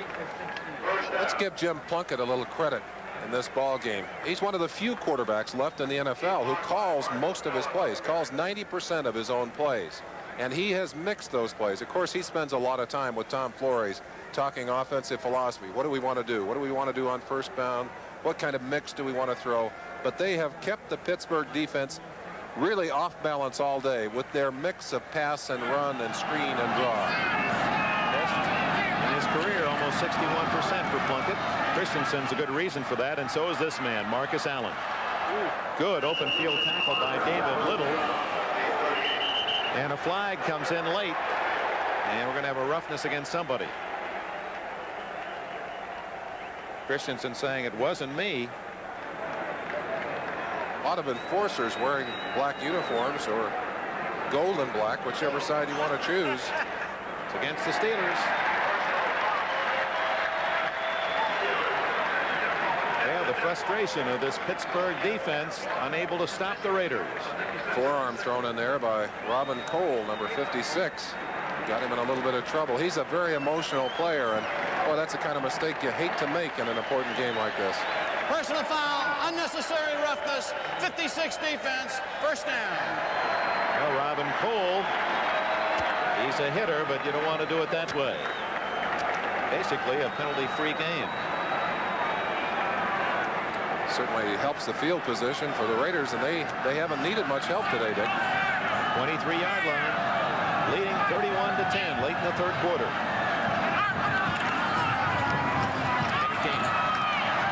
Oh, great play by Mike Merriweather, outside linebacker from the University of Pacific. Same alma mater as Raider coach Tom Flores. Merriweather dropping King for a loss. That's been a rarity today. Lambert comes back out of the tunnel and right back into the field. I mean, he didn't even stop on the sideline. That was a great shot. The tunnel is about 100 yards away, and he didn't go to the bench. Most players would do that. He knew where he was headed, right to the huddle. Kenny King is still down on the field, I believe. And the Steelers needed him, but the elbow popped again, and probably won't go to bed again this season. Second down, 13. Over the middle, Christensen open again. 20, 16. Dropped just short of the first down at the 15-yard line, and it took a couple of defensive backs to do it. Mel Blount finished him off. You've got to take some risks when you're down, and that's what the Steelers are doing. They came with the all-out blitz. Donnie Shell going in. He's all by himself. Christensen read the blitz. Plunkett read the blitz. They got the ball thrown quickly enough. And then Todd just hammers a couple of people as he goes for extra yardage. Kenny King there looking at his knee possibly on the sideline. And, of course, he's been a very valuable man since he got his health back late in the season. Big play today on that reverse for a touchdown. George Anderson, the trainer, massaging the back of his calf. Let's hope that's what it is. He's working on his calf there. Into the eyes of Plunkett on 3rd and 3. And easily the first down. Frank Hawkins running off the left side. That's the Raider play of yesteryear behind Upshaw and Shell. This time it's Bruce Davis and Charlie Hanna blocking away and just forcefully pushing the Steeler defense back. I walked down into the Raider locker room just before the game, and I looked at Bruce Davis's helmet as he was holding it in his hand, and there are so many scratches on the front of that helmet from just mashing into other people's helmets and other people's shoulder pads. It's hard to believe. There he is, number 79, about as big as a garage door. You could sell billboard time on the front and back. There you see. Look at the scratches on the front of that helmet. That's 20 games of the regular season, from preseason and now into the playoffs. First down, and Marcus vaulting to about the 6 into the arms of Jack Lambert. This telecast presented by authority of the National Football League is intended for the private use of our audience. Any rebroadcast of the use of this telecast without the express written consent of the Los Angeles Raiders and the National Football League is prohibited. Tom Flores looking on as Chuck Noll, and Noll looking directly into the sun. That's one of the prerogatives of the home team. They put the opponents where they have to look into the sun all day. Minute 7 seconds left in the third quarter. The Raiders trying to add to their 31-10 lead. Marcus Allen has a couple touchdowns and 120 yards rushing. Plunkett to Christensen. Did not get in the end zone, but he has a first down at the 1-foot line. Mike Merriweather bumped him out of bounds. Christensen's arm's not long enough to get it past that goal line pylon. Plunkett really put some zip on that ball. It looked like the defensive backs were in position that had the ball been lofted, they could have made a play on it. But look how fast he throws that ball. That's a real zipper, and that's a tough ball to catch. Great hands on the part of Todd Christensen. Well, maybe there was room for first down, but apparently that's not quite enough. So it'll be 3rd down and inches for a first down, and 3rd down and a foot for a touchdown. This is the 10th play of another impressive Raider drive. You know, Merlin, as reporters, there are some people you just have to admire more than others, and how can you not hold with some adulation Jim Plunkett and what he has meant as an impression in this game. He's overcome so much, and you just have to like the man. Well, Dick, we had the opportunity to see him come in and replace Dan Pastorini on a critical down early, and we watched him go all the way to a Super Bowl in 1981. He's got him going again here. Easily, Frank Hawkins, touchdown. The Raiders much the best. And their fans love it. So Hawkins subbing for King, and he rumbles into the end zone. He had 6 touchdowns this year. Remember, he had a big game against the Dallas Cowboys and a big win at Texas Stadium. A power runner. Even though he doesn't have the size of a fullback, he's not afraid to stick his body up in there. He just ran through the arms of Keith Gary, number 92, a couple of the other Steeler defenders. A little blocking going on the other side. Christensen working on David Little. That's a fine play. Hawkins from Nevada, Reno. Barr hits the extra point, and the Raiders continue to dominate. That's the most points 38 ever scored against the Pittsburgh Steelers in postseason play. And the Raiders may not be through yet. We have a whole quarter ahead.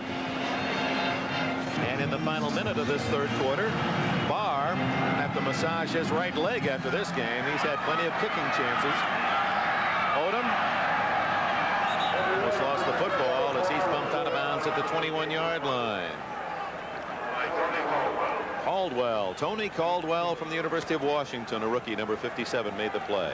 The Raiders have outstanding depth. And Mark Wilson, if you joined us late, the quarterback who was injured at midseason. Plunkett lost his job. He went through a rough time, had trouble with interceptions, fumbles. Mark Wilson took over, won the big game at Dallas. Then he injured the shoulder. Then Plunkett came back and was like a different man. Plunkett, after 3 weeks rest, he's just been near perfect since. Well, they have a great blend of youth and experience, and most importantly, tremendous talent overall. Stout to Abercrombie. He's a big play man, but he draws the crowd. He gains 4 tough yards before Johnny Robinson, Louisiana Tech, makes the tackle. So Robinson getting some opportunity to play for Lyle Alzado. Alzado has earned a rest with 3 sacks on the afternoon and a number of quarterback hurries. And I think you'll see virtually every Raider on the sideline involved in this game before it's over. Earl Leggett on the right there, the defensive line coach, former Chicago Bear and Ram player. And the gun sounds. That's the end of the third quarter. The Coliseum pleased with the score. We'll be back after these messages from your local station. Dominated in both of the playoff games today. In case you did not hear, the Redskins beat the Rams 51-7 at Kennedy Stadium in the nation's capital earlier for the NFC playoff spot. Stout on 2nd and 6. And he is roughed up again as Greg Townsend, a talented rookie from TCU, the youngest player on this Raider squad. He had 10.5 sacks this year. What a 4th-round pick he was. You talk about young talent. Long, Townsend, Pickell, all 3 young defensive linemen. Stout hanging onto that football, and I think he saw someone short, wanted to go deep, but took a little bit too much time. And Townsend, who has tremendous power and great quickness, and he's one of the Raiders that they're very excited about. They think he has a marvelous future, just leveled for Stout. His 10.5 sacks, only 2.5 behind Howie Long, the team leader. So it's 3rd and 12.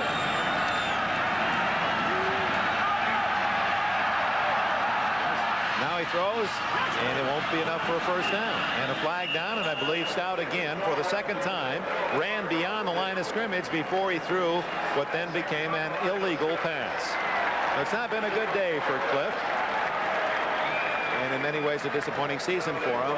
He's heard a lot of angry. He's given another chance. Let me correct myself. It was 4-4 at home for the Steelers. They were 6-2 on the road this year. Good kick by Colquitt. Threw it at the 33. The 40, 45, 50. Oh, he was 1 block away and maybe 1 step on the sidelines away from taking that one the distance. Good return by Greg Pruitt, and we have a timeout here at the Coliseum. Sold out Coliseum in Los Angeles. 14 minutes left. And the Raiders big. You don't want to fumble in the game, so you just fumble. Well, get that out of the way in practice. That's one of Greg Pruitt's habits. He says, I just get that out of the way so I won't do it in the game. He did drop one today, but he picked it up a little bit. He sure did. That's a first down. They rule us at the 49. Not much on that side for Hawkins as he runs into the arms of Jermaine Woodruff, and Jack Lambert follows up. Today's game from the Coliseum in Los Angeles, brought to you by Mazda, who invites you to experience it is for Raider fans. Hawkins cut down by Rick Woods at about the 48-yard line. It'll be 3rd and 10. Well, the Raiders, with that successful 12-4 record, best in the AFC, and deservedly they send more players to the Pro Bowl than any other American Conference team. There they are. Some new, some know the way. I don't think we have Lawrence on that list. He was just added yesterday as an addition to that list. As Marvin Powell will go to law school, ask for permission not to play. Hendricks has to be pleased. Maybe a little surprised even to be on that list. Was not one of his greatest seasons, but it shows the respect his peers hold him in. Plunkett over the middle to Marcus. Diving short of the first down at the Steeler 45. And Hendricks used your line, Merlin. He said, well, I guess I'm like the heavyweight champion. They got to knock me out before they get my Pro Bowl spot. Maybe there was something. And Gary Anderson. And Gary Anderson, too. A very unselfish player in his right. He said, was I ever surprised when they named me the most valuable player, my own teammates, over Jack Lambert? Do you think Lambert voted for me? Anderson would win on What's My Line, wouldn't he? He certainly would. Steelers jumping up with 10 men on the line. Delay a game against the Raiders. Raiders not liking what they saw, electing to take the penalty and realign. They really don't lose much with a kicker like Ray Guy. Well, it gives Guy a little more room to leverage that leg. He can air it out now. He couldn't kick all Delay out. game offense, still 4th down. 11 minutes, 50 seconds left for the Los Angeles Raiders, and they will assure themselves home field next Sunday against the upstart Seattle Seahawks. Beautiful kick. Will it catch the corner?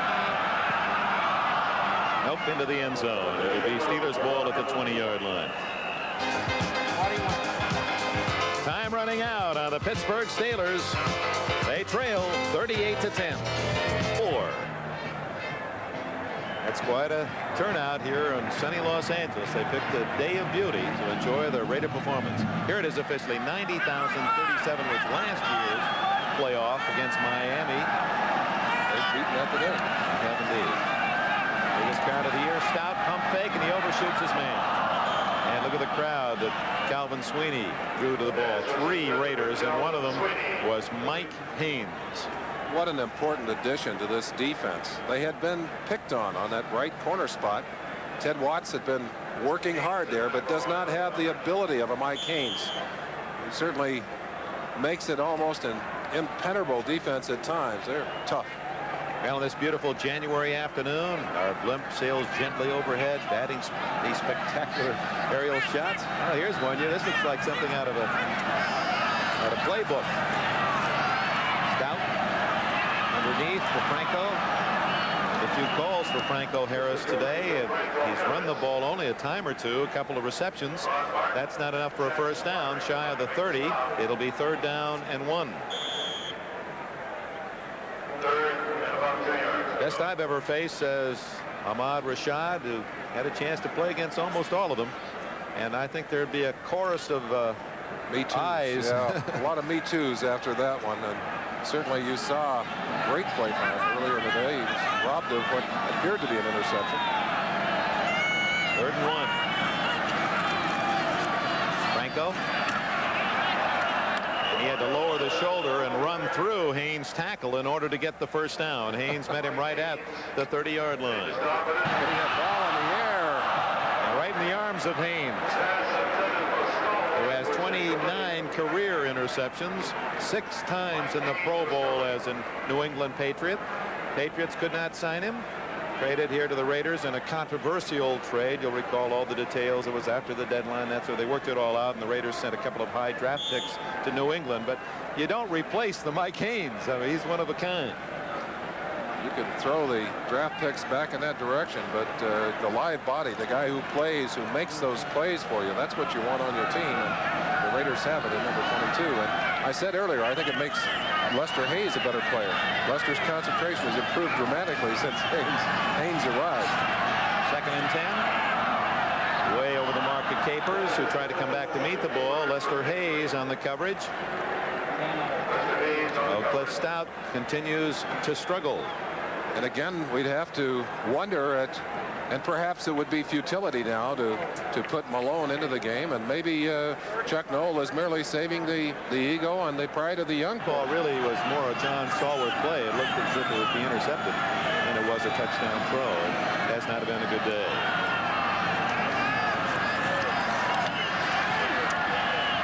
He's run it well, though, and does again. Squirick corrals him. Backup linebacker replacing Bob Nelson in the middle. That's short of the first down, so the punting team, and Colquitt comes on for Pittsburgh. That's very futile, Dick. You don't need a short gain running the ball. You need a touchdown. You need to get something going.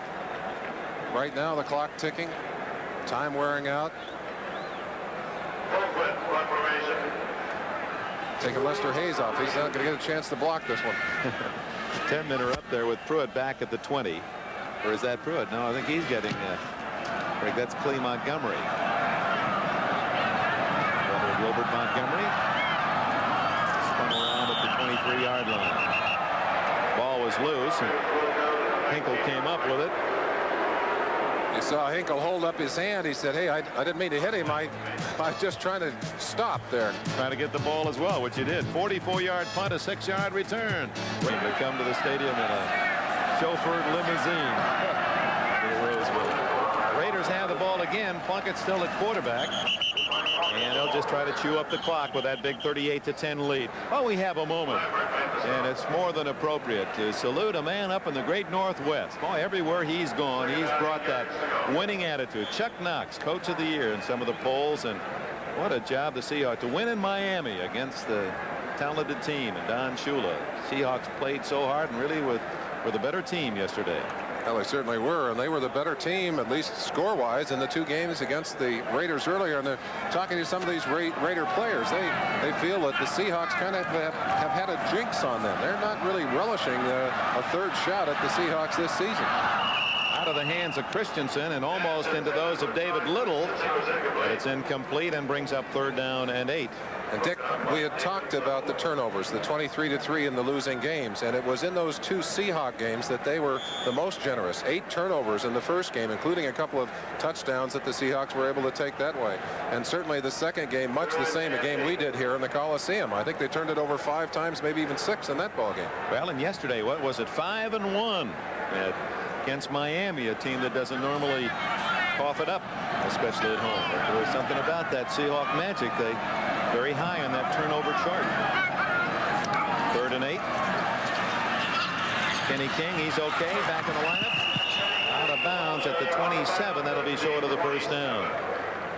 Well, there were some great shots of coaches yesterday. Monty Clark and Bill Walsh at the end of that dramatic game in San Francisco. And, of course, Chuck Knox being carried off the field in Miami. Well, that's the ultimate tribute. And you know, Knox tries to hide the emotion, but he couldn't there. He is an emotional coach, and that's got to be the exciting moment, the most exciting moment for a team. When you're such a dramatic underdog, you're in their stadium, you win the game, you got that tremendous high, and I don't care where you go, it's hard to equal that kind of feeling.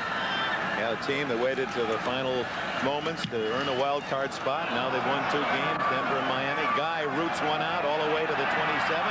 Woods, buried at the 20.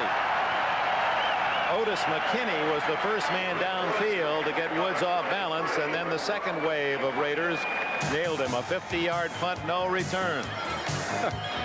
Timeout. 8 minutes, 17 seconds left. 38-10 Los Angeles. game action, and that could, again, as you said, Merlin, it's almost as if Tom Flores wrote the script. Well, and out on the field right now, we've got another quarterback who's going to get some game action. Mark Malone has replaced Cliff Stout. Malone, who's thrown the ball only 20 times all year, 9 for 20. Hands it off to Abercrombie, who picks up close to 10 yards. Malone had one of his best collegiate games. In fact, I think he had more yardage in a game here in the Coliseum as an Arizona State senior and any collegiate game. And also had a good game against the then Oakland Raiders up at the Coliseum in the Bay. Stout had a broken arm, and Bradshaw, broken finger, came in, put 28 points on the board. At least the Steelers did. I don't know that he got them all himself. Maybe he did. Did not play all of last year with serious knee surgery. I guess his most notable accomplishment is the fact that he has the all-time Steeler record for the longest touchdown reception. He's caught one pro pass, 90 yards. That was against Seattle. Broke the old mark of Rudy Bukic to Buddy Dial. Bukic to Dial. Looking in under that face mask, notice a very strong resemblance to Tom Selleck, one that he doesn't mind being reminded of. 32, Franco Harris to the 34-yard line on first down. The worst loss in 19 postseason games by the Steelers was at Oakland in '73. Of course, that followed the immaculate reception of '72, and the Raiders were really ready for them and beat them 33-14. That's the worst defeat until today, and at the moment the Raiders leading 38-10 would even better that margin, and batter it too. Batter is the right word for the way this Raider defense has treated the Steelers today. Malone, incomplete. Yes. Skips it in to his intended target, Abercrombie. Lester Hayes getting a breather. Job well done. A block punt, an interception for a touchdown. The first Raider touchdown of the day. 3rd and 5. Good throw as he guns it to Capers. And a first down out at the 45-yard line. Rod Martin made the tackle. Number 53, Rod Martin. We certainly gave you some of his credentials. 108 tackles. Big play man, and he's right there to make a big play, although it was already caught and already a first down in the Pro Bowl. His first time. He's terribly pleased about that, and I think a little overdue on that recognition. You can find a lot of folks that agree with you.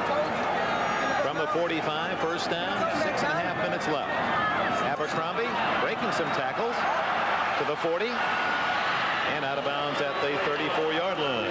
Good run by Walter Abercrombie, the #1 pick of the Steelers a year ago, out of Baylor. 21 yards.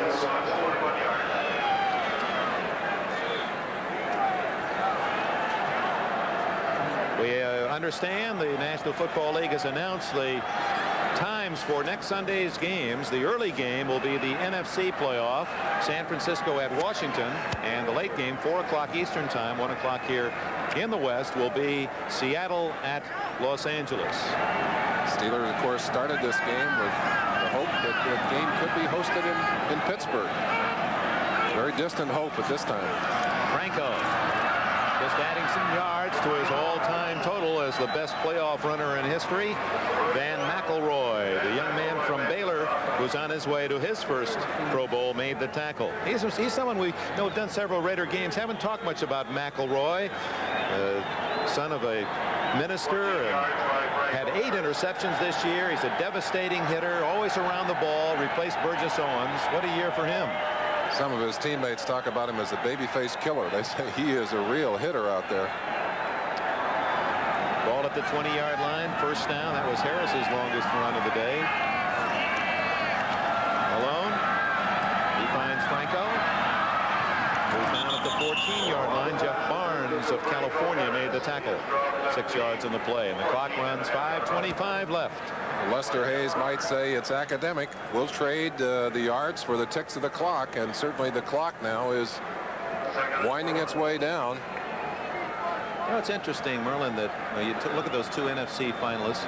You got Theismann was there all year at quarterback, and you had Montana all year, the quarterback of the 49ers. But the 2 teams will make it in the AFC. Plunkett and Wilson. Plunkett was Ben Wilson. Craig took over for the Ben Zorn. Usually you don't see that in a championship team, the quarterback change, but it's worked in the AFC. In fact, Dick, it was in the game here against the Raiders, and Craig got his first big opportunity, and that happened to be the second game for Wilson, who had started the week before in Dallas and had such a big game. Yeah, Plunkett did not play well up in Seattle, and that led to his demise in the first loss. So can the Seahawks beat the Raiders 3 times? That's the question that folks will be Well, that's a tough asking. job. I could almost anticipate Knox's, after he settles down from this great euphoria that has to have seized all of Seattle, to say, boy, we've got to beat them for a 3rd time this season. That's a tough task. Yeah, there's no question. Both the Redskins and the Raiders will be solid favorites to win next week. Malone to Abercrombie, incomplete, and a good defensive play by Otis McKinney, number 23. See Ted Watson there. Tom Flores really giving everyone a chance to play now on that. Townsend, Robinson, Dave Squire, Stalls is in there, 61. Hill. He's got Barnes. He's really got virtually the entire second defense in there, giving them some playing time, and that's very important. These guys work so hard in practice, and they don't get a lot of chances. They get more chances on this team because they play so much situation defense, but still, it's nice when you get a chance to go in there and stay on the field for a while, and you protect your starters. They're not going to get injured in the late part of this game. The Capers in motion. Garrity is the other wide receiver. Alone, deflected, and then dropped by Capers. Now that was the 4th down throw, so the Raiders' second unit takes over on downs, and that just underlines another Mark total Wilson, performance. number 6, going onto the field, and Tom Flores decides he better find out if there's any rust on that quarterback. He'd been on the sideline a while. You saw the contact before the ball arrived, but once the ball has been tipped, you don't make a call for offensive interference, or defensive interference in that case. Mark Wilson, you see his totals on the year: 8 touchdowns, 6 interceptions, 57% completion mark. I asked him about his arm. He said the arm is strong. He can't raise that left arm all the way up. But the only thing that would probably, and it would be pain, if he is dumped on that shoulder, he would have some pain. The pin is still in place. And the Raiders will be content to just run the football. Kenny King for a few yards. They're under the 4-minute mark.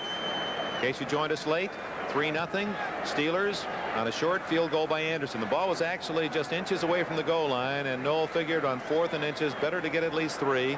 Could have been an early turning point because the Raiders felt that they really had made the Steelers show their hand, that they had to settle for 3, and from there on went 7-3, 14-3, 17-3. The Raiders at the half, 24-3, 31-3 before Stout hit Stallworth 58 yards, and Hawkins came back for a touchdown. 38-10. It's really been a most impressive Raider performance. And Dick, looking at those 38 points on the board, perhaps that initial decision did not have an impact on this game. The Raiders just have been too much football team for the Steelers on this particular day. Well, yesterday was the day of the underdog Seahawks winning at Miami, and might well have been the underdog Lions in San Francisco, but for a missed field goal. But today, the 2 favorites, the Washington Redskins, the Los Angeles Raiders. Well, if it were out at Santa Anita, they would have galloped home 10-length winners. Time ticking away, and I believe the Steelers will be as happy as the Raiders when they hear that final gun. Not much left on that far sideline. They've had a good year.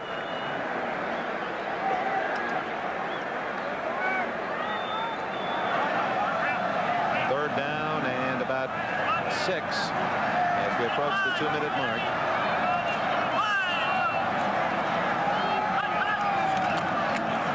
Steelers coming with everything, and King is dropped in the backfield at the 13-yard line. A reminder tonight on NBC, First Camera, an Irish hero, turned his back on IRA terrorism, and now the IRA wants him dead. That's on First Camera. Then Knight Rider, Michael trying to protect a blind witness from hired killers. And action continues with Clint Eastwood, Dirty Harry, and the Enforcer. That's tonight, Sunday night at the movies, here on NBC. The 2-minute warning has been given. 2 minutes left. What a day to start a new year, 1984. And here's a fantastic finish from yesteryear. Up on the Goodyear blimp. Hey, thank you for all those shots. It gives us that totally different perspective. Coliseum, still a great place to watch a football game. And you really have, the new stadiums are nice, but there's something, even the smells here at the Coliseum. You can feel the history. Nice to see such a tremendous turnout. Take great hot dogs here, and Al Davis likes it when it's full of people too. I know that. We're still searching. Our researchers are trying to find out what color his pajamas are. Maybe we'll get that for you next week. Raymond Guy lets it hang all the way to the 31 to Woods. The 40, 45, and that'll be it. So the Steelers' final chance with 1:49 left in the game. Here's how the scoring developed. Gary Anderson started it for the Pittsburgh Steelers with a short field goal, 17 yards, and that was the high point for Pittsburgh. Lester Hayes intercepted Stout 18 yards for a touchdown. 7-3 Raiders. 14-3 when Marcus Allen made an acrobatic leap into the end zone from 4 yards out. Barr just before the half with a field goal. 17-3. Second half, all Raiders. King reversed his field, ad-libbed his way 9 yards for a touchdown run. Make it 24-3. Then Marcus Allen, longest run of the year for a Raider back, made it 31-3. Allen a big day, 120 yards rushing. John Stallworth scored for the Pittsburgh Steelers, a 58-yard catch from Stout to make it 38-10, and that's where we stand right now. Well, Hawkins got the final touchdown for the Raiders to make it 38-10. Meanwhile, we have an injured player down on the near side. We can't quite One of the pick him Steelers is down. It may be Rick Woods, the man who was, no, not Rick Woods. Woods went to the sideline. One of the men who apparently was blocking on that play. Well, how about the Steelers, Merlin? You had the feeling that you have a successful season, but it isn't really that great when you go home a loser at the end. Dick, I ended a lot of my seasons, of course, before the final game, and I'll tell you one thing. The Steelers are tremendously disappointed in the way they played today. They really thought they still had a good chance to win.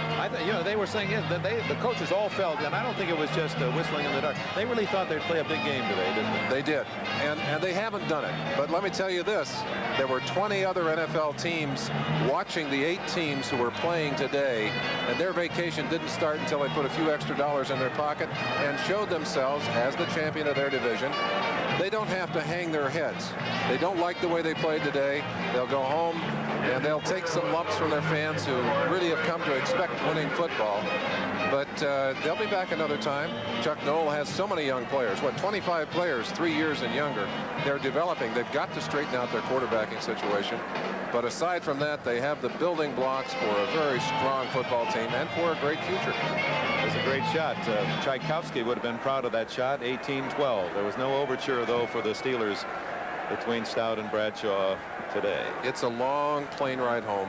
It really is. That part I can remember, especially for people who were as proud as Franco Harris, many of these Pittsburgh veterans. And Franco knows the years are numbered for him. Bradshaw, too. Maybe we won't see Bradshaw ever again. Who knows how serious that elbow is. Meanwhile, the Raiders are the team that will celebrate. We talked about the quality of these two teams and their past. Well, the Raiders living up to all of their advance notice. Capers lets that one get through his arms, and a good throw by Malone. So how about the Raiders as they anticipate Seattle? How good are they? Well, they certainly were impressive in this performance today, and having lost twice to the Seahawks will really bring them back to earth in a hurry as they start to get ready for that game. Highly emotional in their play today. Alzado certainly an indication of that, with 3 big sacks, and the Raiders will be ready, I think. I don't think there's any question about it. If they were playing a team they'd beaten twice, you might worry about it. Yeah, they'll have home field, and certainly they have outstanding personnel.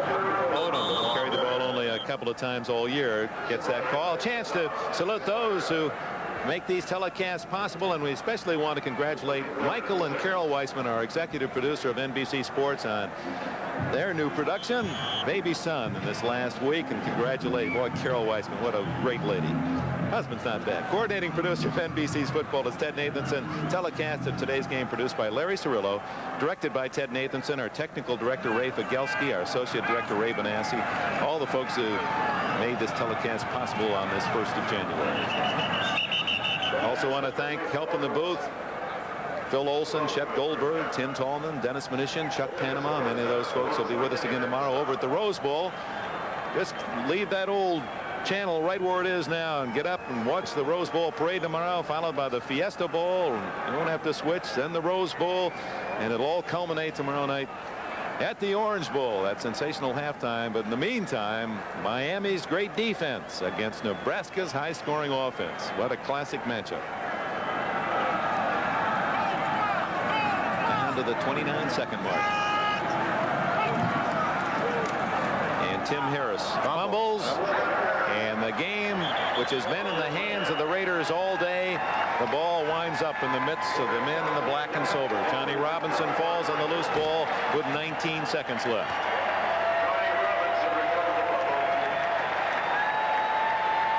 Happy New Year, all the men and women. These are the folks that would like to send their best holiday wishes to you at home. Jim Plunkett and the Raiders will get a third chance at Seattle next Sunday. That'll be at 4 o'clock Eastern time, 1 o'clock here in the West, 12:30 for NFL 83. The second game of the doubleheader. One of the stars out of uniform, James Garner, long time Raider fan. Merv Corning, the outstanding artist, also down there on the sidelines, perhaps with one of his great watercolors that will be featured from this game. The Happy New Year belongs to the Raiders and their fans.